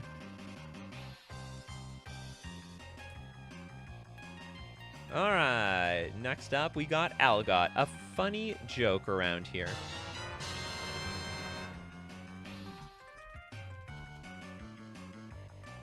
Oh, we got that one. That was your card. Oh, you got sniped. For that, we'll donate that to the freebie section. The Empress of Light. Wooburg 1 generic, 6/6 very noble. Flying protection from the Monarch. When Empress of Light enters, if you cast it, it becomes day. And you become the Monarch. Whenever you cast a multicolored non-creature spell, if it's day, or you're the Monarch, copy that spell. If it's day and you're the Monarch, copy it twice. You may choose new targets for the copy.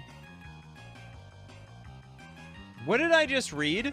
Okay, whenever you cast a multicolored non-creature spell, if it's day, become the Monarch. So because if it's night, I don't. Copy that spell. So I copy the multicolored spell. If it's day and you're the Monarch, copy it twice instead. That is just bizarre. Yeah, okay, I mean, it's fine.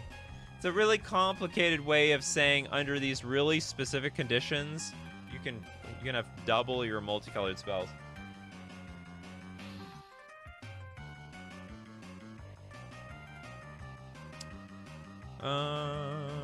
Next up, Lord Jeraxus, not a Pokemon.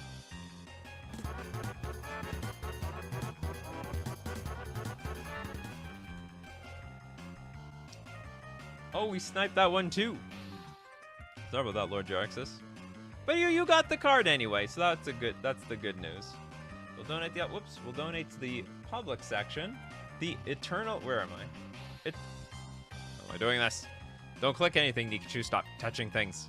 It's a white-red 2 generic, Eternal Grudge. It's an enchantment. All creatures are indestructible, including yours. And that's it. I think a lot of people would like this card. Basically, all right, everyone, it's a slugfest. You basically can throw, it's just haymakers into haymakers. Like you basically throw all punches. Like, we can't die. Everyone can go completely all out against all other people. Yeah, it doesn't seem very grudge-like, if you ask me. If we continue that way, the freebie section is gonna snipe me. It's possible. Well, that's why, yeah, I'm trying to get through all the regular donations before we go to Superchat, like donating to chats, because then we're just going to snipe everyone all day. Okay, these are donations. This is donations. This is donations. Donations. Dragon Shrines. Oh god, that sounds like something we've done.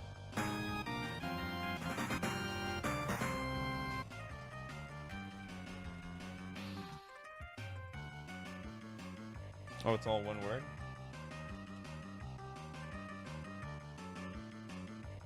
Okay, I'm looking at one. Okay. Do you know what? Today is your lucky. There's 5 of these, but you don't have enough money for 5. But do you know who does? Super Oz Walrus does. Donating 5 for the freebies. Making up for the lost ground for Colunsis. All right, let's go take a look at all your shrines. Okay, 6 mana, 5/4 Shrine Dragon, Flying Trample. Attacking enchantment creatures you control have double strike. And also whenever an enchantment creature enters, it deals 1 damage to any target. Pass! Next, we've got Dragon Shrine of the Storm's Fury. Now it's a 4 mana, 4/1 Shrine Dragon, Flying Haste. Enchantment creatures you control have haste. That's what we need. We need enchantments to speed it up.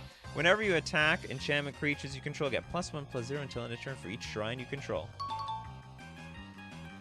You know, I don't know if you've submitted in the past, but these are definitely balanced so far. 3 mana, 1/3 Shrine Dragon, Flying Death Touch. When Dragon Shrine of the Drifting Death enters, gain control of target artifact or enchantment for as long as you control it.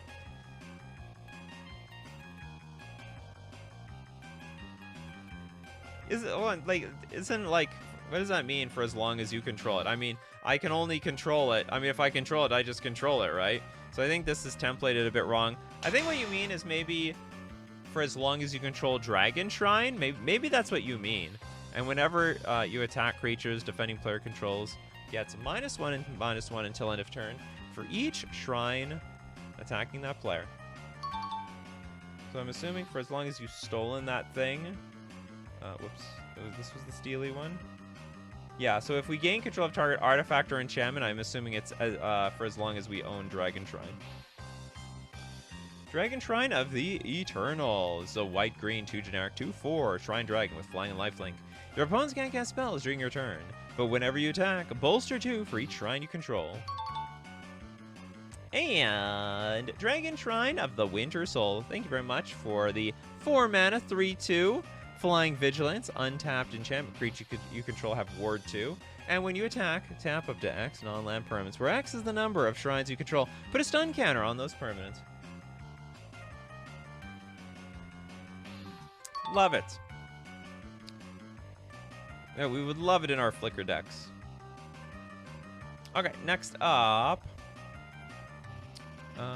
We have Gillum. Gillum has a card. You have a card, run it. Red D&D card.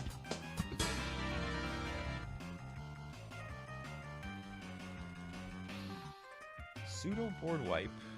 Red D&D card.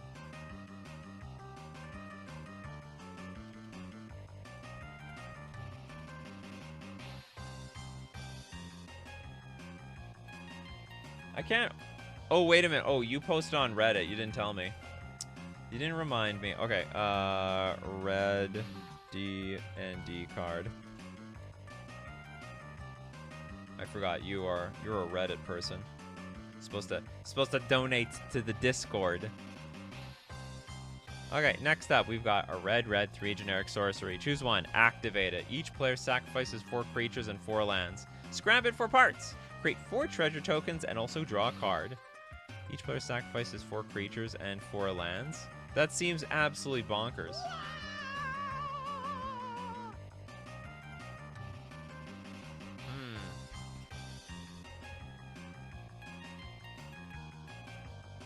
I get, like, it's just like a weirder Armageddon, right? Probably just like, it's probably fine. Create 4 treasure tokens, and you can just maybe just, so it's either, it's funny, it's like ramp or it's like destruction. It's either one way or it's Armageddon. You're either creating a bunch of treasures or you're sucking the land from everyone else.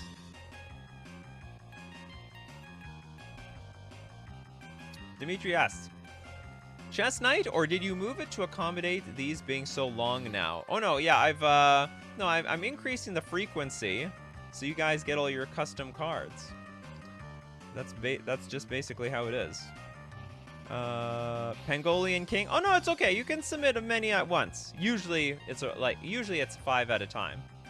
Okay, now, okay, with that though, with that comment, tell you what we're gonna do with Pangolin King.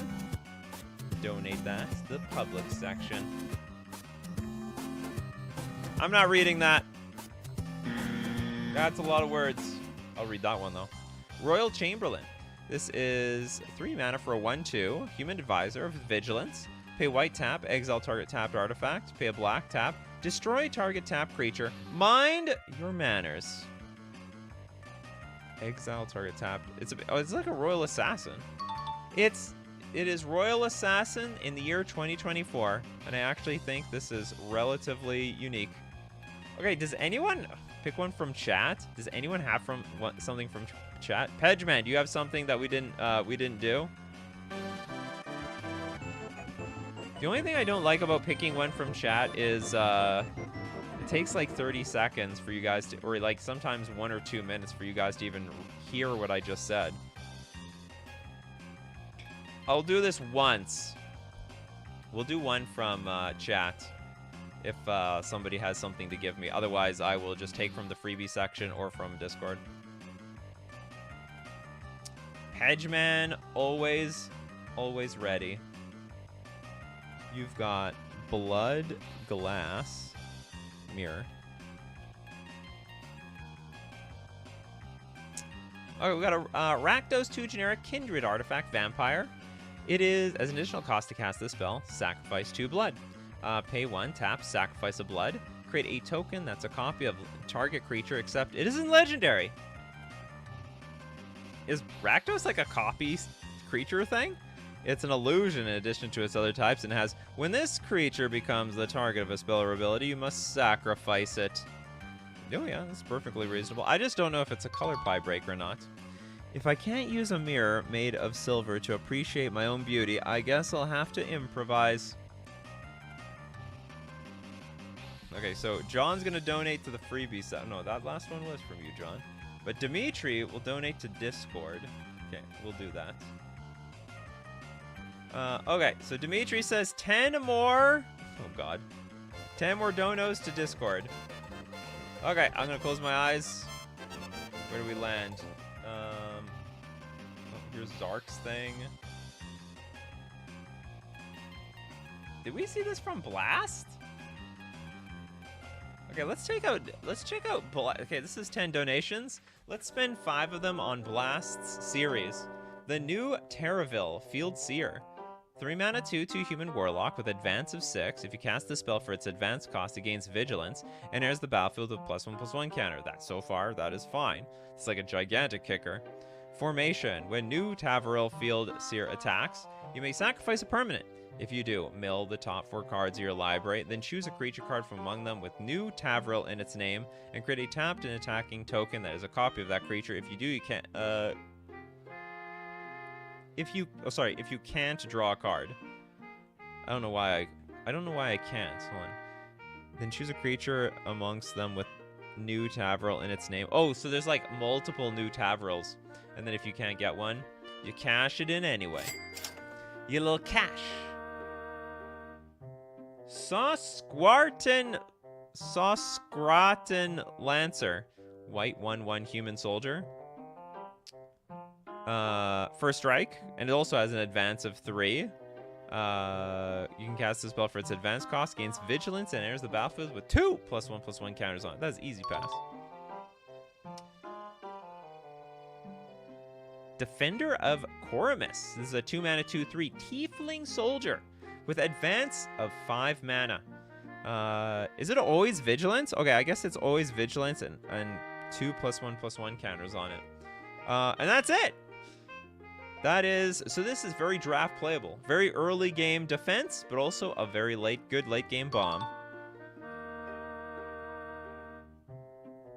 So long, Toads. See you tomorrow. Oh, yeah, there's a lot of Bloomborough. I'm sure there's a lot of Bloomborough information spilling out right now. Okay, Reconstituted Mariner. It's a black-blue 2/2 skeleton. Pay a blue, tap. Discard an online card, then draw a card. You lose life equal to the mana value of the card, of the discarded card. So we just have to discard like lands or cheap stuff. Not really. Oh no, sorry, it can't be a land. You have to discard an online card, then draw a card. You just still discard cheap stuff. Pay a black, sacrifice a skeleton or a zombie until end of turn. Reconstituted Mariner gains +0/+X, where X is the toughness of the sacrificed creature. I hope this is not busted. You know, the Jace, baby Jace wasn't busted. I don't think that card would be busted. Warlock of the Deep One is a 5 mana 3/3 zombie. It's a merfolk? It's like the merfolk Raiden from Mortal Kombat. That's all I can see here. It's Raiden. It's got an alien merfolk face. Now it's a 3/3 with flash. And there's additional cost to cast. Warlock of the Deep 1. You must pay 3 life or discard 2 cards. 3 life it is. When Warlock of the Deep One enters the battlefield, for each 3 life you've lost this turn, you may return a creature card from your graveyard to the battlefield tab. Holy smokes! That's very strong. It's basically, it's a flash speed. Oh, what is that white creature that brings creatures back from the graveyard? Extraction Specialist. A little bit more chunkier, but more useful because you're at flash speed. Cool, thank you so much. Thank you so much, Blast, for a blast of those cards. That series was a blast.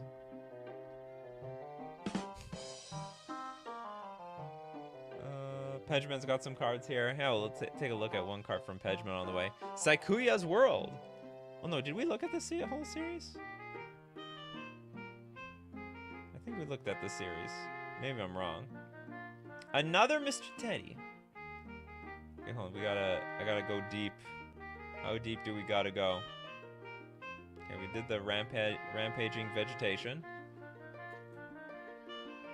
Okay, these are new. Okay, Thagrin Beyonder. It's a Wooburg.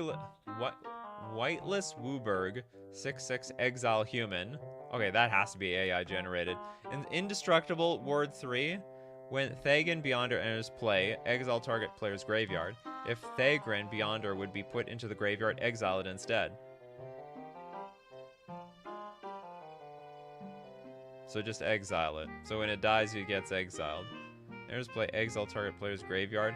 It honestly is a lot more fair than I would think, but it's still 4 mana for a 6/6 indestructible. In one-on-one Magic, that's actually just way too strong. Like, above and beyond too strong. You filled the Discord with teddy bears, Dimitri. It's loaded with teddy bears. I got teddy bears to my left. I got teddy bears to my right. Everyone needs a teddy bear around there, though. Okay, the Well to Beyond. Oh, wow. Sometimes you see a Mirage Deep in the distance, but this time it's true. It's a 3-mana artifact, ward 2. At the beginning of your upkeep, exile 1 permanent you control, and add a counter to the Well to Beyond. That sounds terrible. I don't want to exile any of my permanents. If the Well to Beyond has 3 or more counters on it, you may sacrifice it to search your library, or exile, for Thagrin Beyonder. Put him into play. Oh my god, we're putting that 6/6 in play? With a +1/+1 counter on it for each... Sorry. Yeah, search your deck for Thagrin Beyonder and put him into play with a +1/+1 counter for each counter that was on the Well to Beyond. If Thagrin comes into play from exile, double the amount of counters he would get.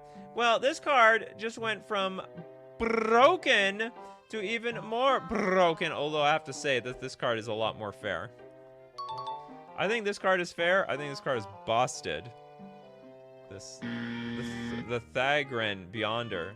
You have to get rid of the indestructible and make it like ward 2. It's just like, it's way too invincible. It cannot be beat. Nothing is gonna destroy this thing. I think I owe one more. Disdain for the Weak from Pedgeman. Black sorcery. Each creature with mana value of 3 or less gets get -X/-X, where X is 3 minus its mana value. Cool. So basically, it kills anything where its toughness is equal to its mana value. Okay, next up. Time to find your limit on. Oh, time to find your limit on donos. 2 more. Okay, I'm donating 2 more. I'm donating this one to the public section.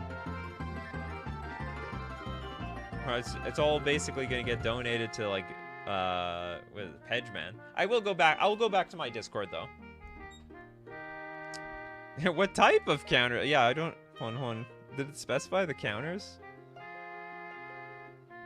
Talking about this thing, right? You get a +1/+1 counter. For each counter, for all the counters that were on the Well to Beyond. Oh, so yeah, it didn't actually specify the counter. You just put a counter on it. I guess you put a water counter or something. Next up, Manipulates the Battle is it 3 generic sorcery with prismatic. This can be in any deck whose commander's color identity includes any of its colors. Okay. Isn't that like necessary in Commander? Go to each creature target player controls. Oh, it's a sorcery. And flash back 9 and a blue, or sorry, a 9 and is it? This cost is reduced by X, where X is the greatest mana value among your commanders.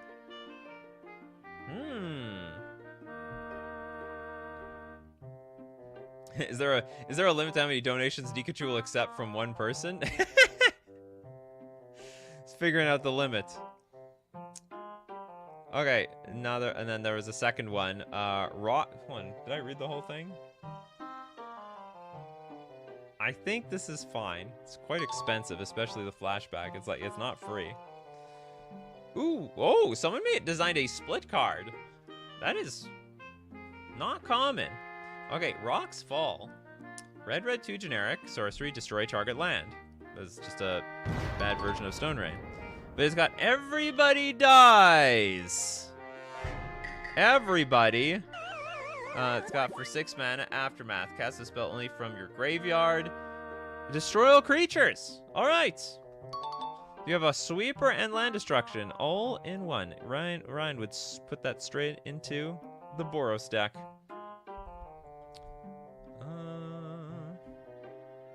Okay, so we have 5 more. Okay, well, we're gonna try 5 more in the Discord. Thank you very much for the donation, Dimitri. Much appreciate the donations. I do. Okay, let's see if I can find someone who has not gotten anything. So we did the Sanguine Channels, right? Did we do Sanguine Channels? Yeah.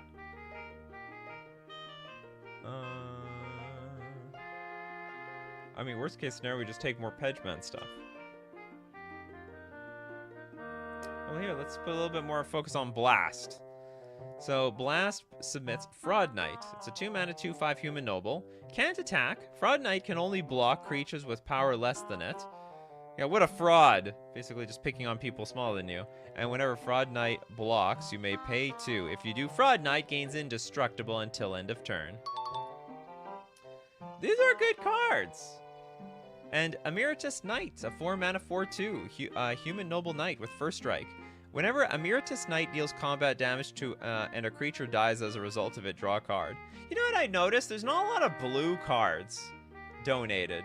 Or not even donated, even just submitted, period. I just realized, you know, a lot of these are like Boros, Orzhov, Mardu, like very, I think it's like super pushed in that direction.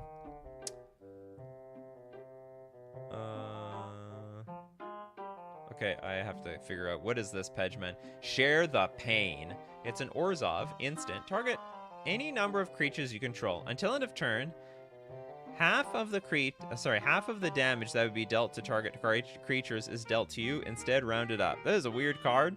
Weird way to defend your creatures, but okay. The flavor is a banger, though.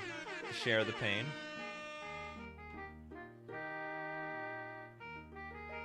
The Gravedigger.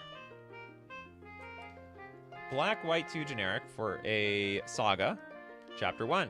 Creatures you don't control lose menace, and their defense is set to 1 until the saga leaves the battlefield.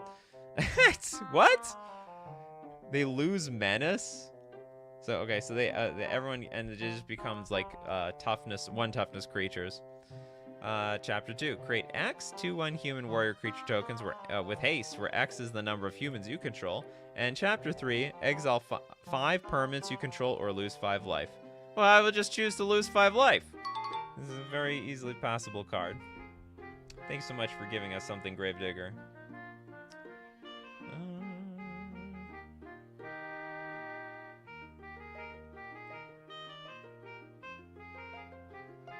Did we look at this last week from Sly? Can't remember. These were dragons for last. Let's take a look at one dragon at least. Albion, the Shrouded Dragon. It's a black, 4 generic 5/7 dragon. This creature's name is Fallen of Albaz. Then why did we call you Albion of the Shrouded Dragon? So tap, discard an instant or sorcery branded in its name from your hand. Put Albion, the Shrouded Dragon, onto the bottom of your library and draw a card. So you get some value there. This is totally fine from what I see. It's also insanely expensive to cast. Okay, Surefire Selves. Ruthless Battlegrounds.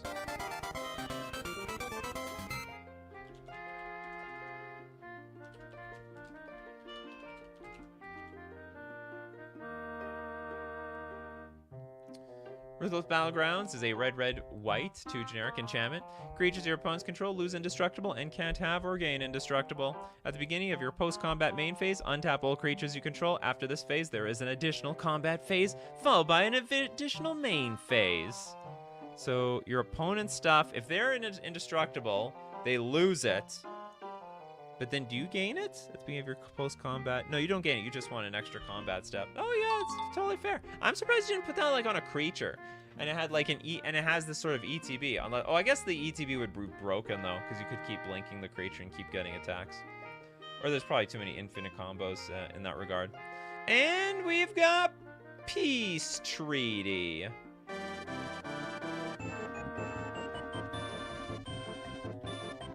For the Commander players. Which is basically everyone here. Oops, hold on. We're not done. We still have some more donations to get through. Okay, Peace Treaty. White 5 generic legendary enchantment with hexproof. Assist. Players skip their combat phases. Oh my goodness. Willed console. At the beginning of each, at the beginning of your upkeep, starting with you, each player votes for war or peace. If war gets the most votes, sacrifice Peace Treaty. Oh! If peace gets more votes or the vote is tied, I thought, no, yeah. If peace gets more votes and the vote is tied, each player draws a card. This is insane. This is great. You think Stacks would play this? I don't know if Stacks would play. Well, I don't know, maybe. But like anyone, they can vote this thing off if they really want to. Or I guess, starting with you, each player votes for war peace. The votes get more votes. What if it's tied? Shouldn't it specify if it gets most or tied?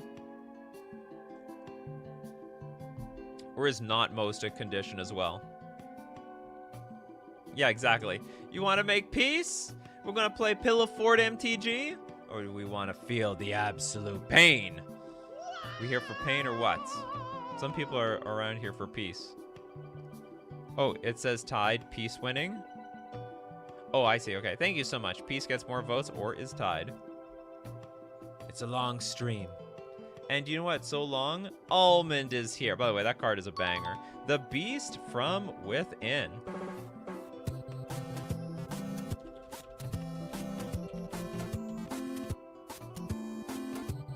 Almond, I don't know if you were here, but I think we did this one. Or did we? Okay, 3 mana, 3/3 Beast. When the Beast from Within enters the battlefield, we destroy target permanent. The control of that permanent gains control of the Beast from Within. Oh, we didn't do this one. Okay. I thought the image looks similar to something else that we did today. That's cool. In fact, I think it's like a bit of a down. Isn't it just Beast Within? This is literally Beast Within, but in an actual physical form. We get to stare at that Beast Within. Stare him right in the eye. Yeah. Oh, you just made it unuploaded? All right, then it's original. 5 more donations. For the wisecrack about my card creation work. I don't know what who the wisecrack is. I'm going to the public section here. This is a D&D card. Add a side dish.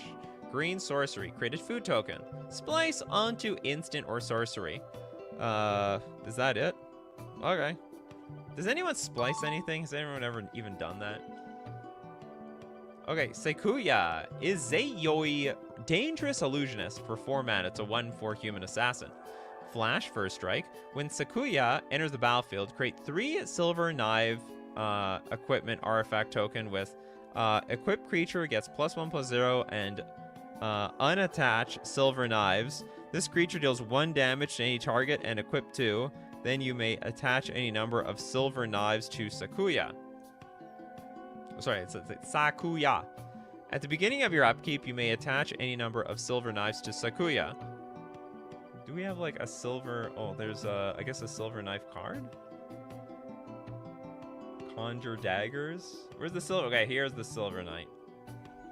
Silver knives. So it is a token equipment. Equipped creature gets +1/+0 and unattached silver knives. This creature deals 1 damage to any target. Oh, so it's like you fling the you fluck the thing and then smack them for 1 or something like that. Oh, is this yours? Oh my god. We just nail you everywhere. It's Pedgeman to the left. There's Pedgeman to the right. where there's custom cards. Are you like part of every single like custom card Discord forum? Maybe there's like a custom card Facebook group that I don't know about, or so on. There has to be. Custom card Reddits, custom card Facebook, maybe a Google Cloud account or something. I may be poor, but boy, do I make cards. I'll tell you what you gotta do, Pejman. You gotta somehow make money off of these cards. You gotta start charging people so that they'll be like, hey, I want to make the card look like this, and you say, okay, I got ya. Because you template cards very well. You can charge people $5 a card to template them properly, so they get more updates on Reddit. Okay, Nin, the Great Equalizer. We got a black, white, 1 generic, 1/4 zombie advisor. If a creature would be sacrificed, we exile it instead. Okay, you don't go to the graveyard. At the beginning of each end step, each player puts each creature exiled this way onto the battlefield under an opponent's control. Okay, so it gets exiled and goes to somebody else. 3 mana, each player sacrifices a creature, so it's like an edict effect for the people. And then, by the way, Pejman, after you make money making people's custom cards, you send that money to me for the for donating to the show. Okay, Leo, I don't even know if you need to. Like, you just have to make cards and people just donate, and like you get a bunch of free cards anyway. Okay, Leodes, the beloved captain. It is a Naya 4/3 human soldier, first strike vigilance, and as long as it's your turn, tap creatures you control have once per turn. You may put a stun counter on this creature. If you do so, add one or one mana of this creature's colors. Oh, okay. Tap creatures will have once per turn. You may put a stun counter on this creature, so we can basically stun something to add mana from it. Everything is like a semi-mana dork. Reminds me of some creatures that are like you tap and then they don't untap during your next untap step. There you go. You've got a customer, Pejman. You got a customer immediately, Dimitri. Dimitri got, and you know Dimitri got deep pockets too, deep. Porkish Doughmaster. This sounds like an unglued card that Wizards would literally make. 2 mana, 1/2 human chef. Sorry, human chief. I think they meant chef. Flash, when Porkish Doughmaster enters the battlefield, and whenever an opponent draws a card, except for the first one they draw each of their draw steps, create a Ginger Brute token? Oh my goodness. Oops, no. You make a Ginger Brute. There'll be gingerbread men all over the place. Yeah, Orcish Bowmasters, but make it food. Food that attacks. We have Tarmogoyf tokens. We can have Ginger Brew tokens. Absolutely. All right, that's it. Gobi is free. It's about 2 hours. All right, I can deal with that. As usual, my fish fam. So, you're my coffee crew. Confusing my coffee crew to my fish fam. Some of you are my fish fam. We do this weekdays, 3 p.m. Central Standard Time. By the way, custom card streams every Wednesday now. Thank you so much for the support. If you're a patron on Patreon, a member on YouTube, or you super chat to be part of the show, or a super chat so other people get part of the show. Pejman should be thank Dimitri. Up and down, all those donations basically went to Pejman cards. And thank you, of course, to everybody who shows up here today. People like Pejman, Steve Cooper, Surefire Selves, Villain, Opportunity Drive, Old Boy Bell, Surefire Selves, Jess, Ryan Harris, and of course, Dimitri. Because you guys are the show, my fellow coffee crew. So keep brewing up them coffees. And we'll keep brewing up the magic. Take care of yourselves, and I will see you at the next cup.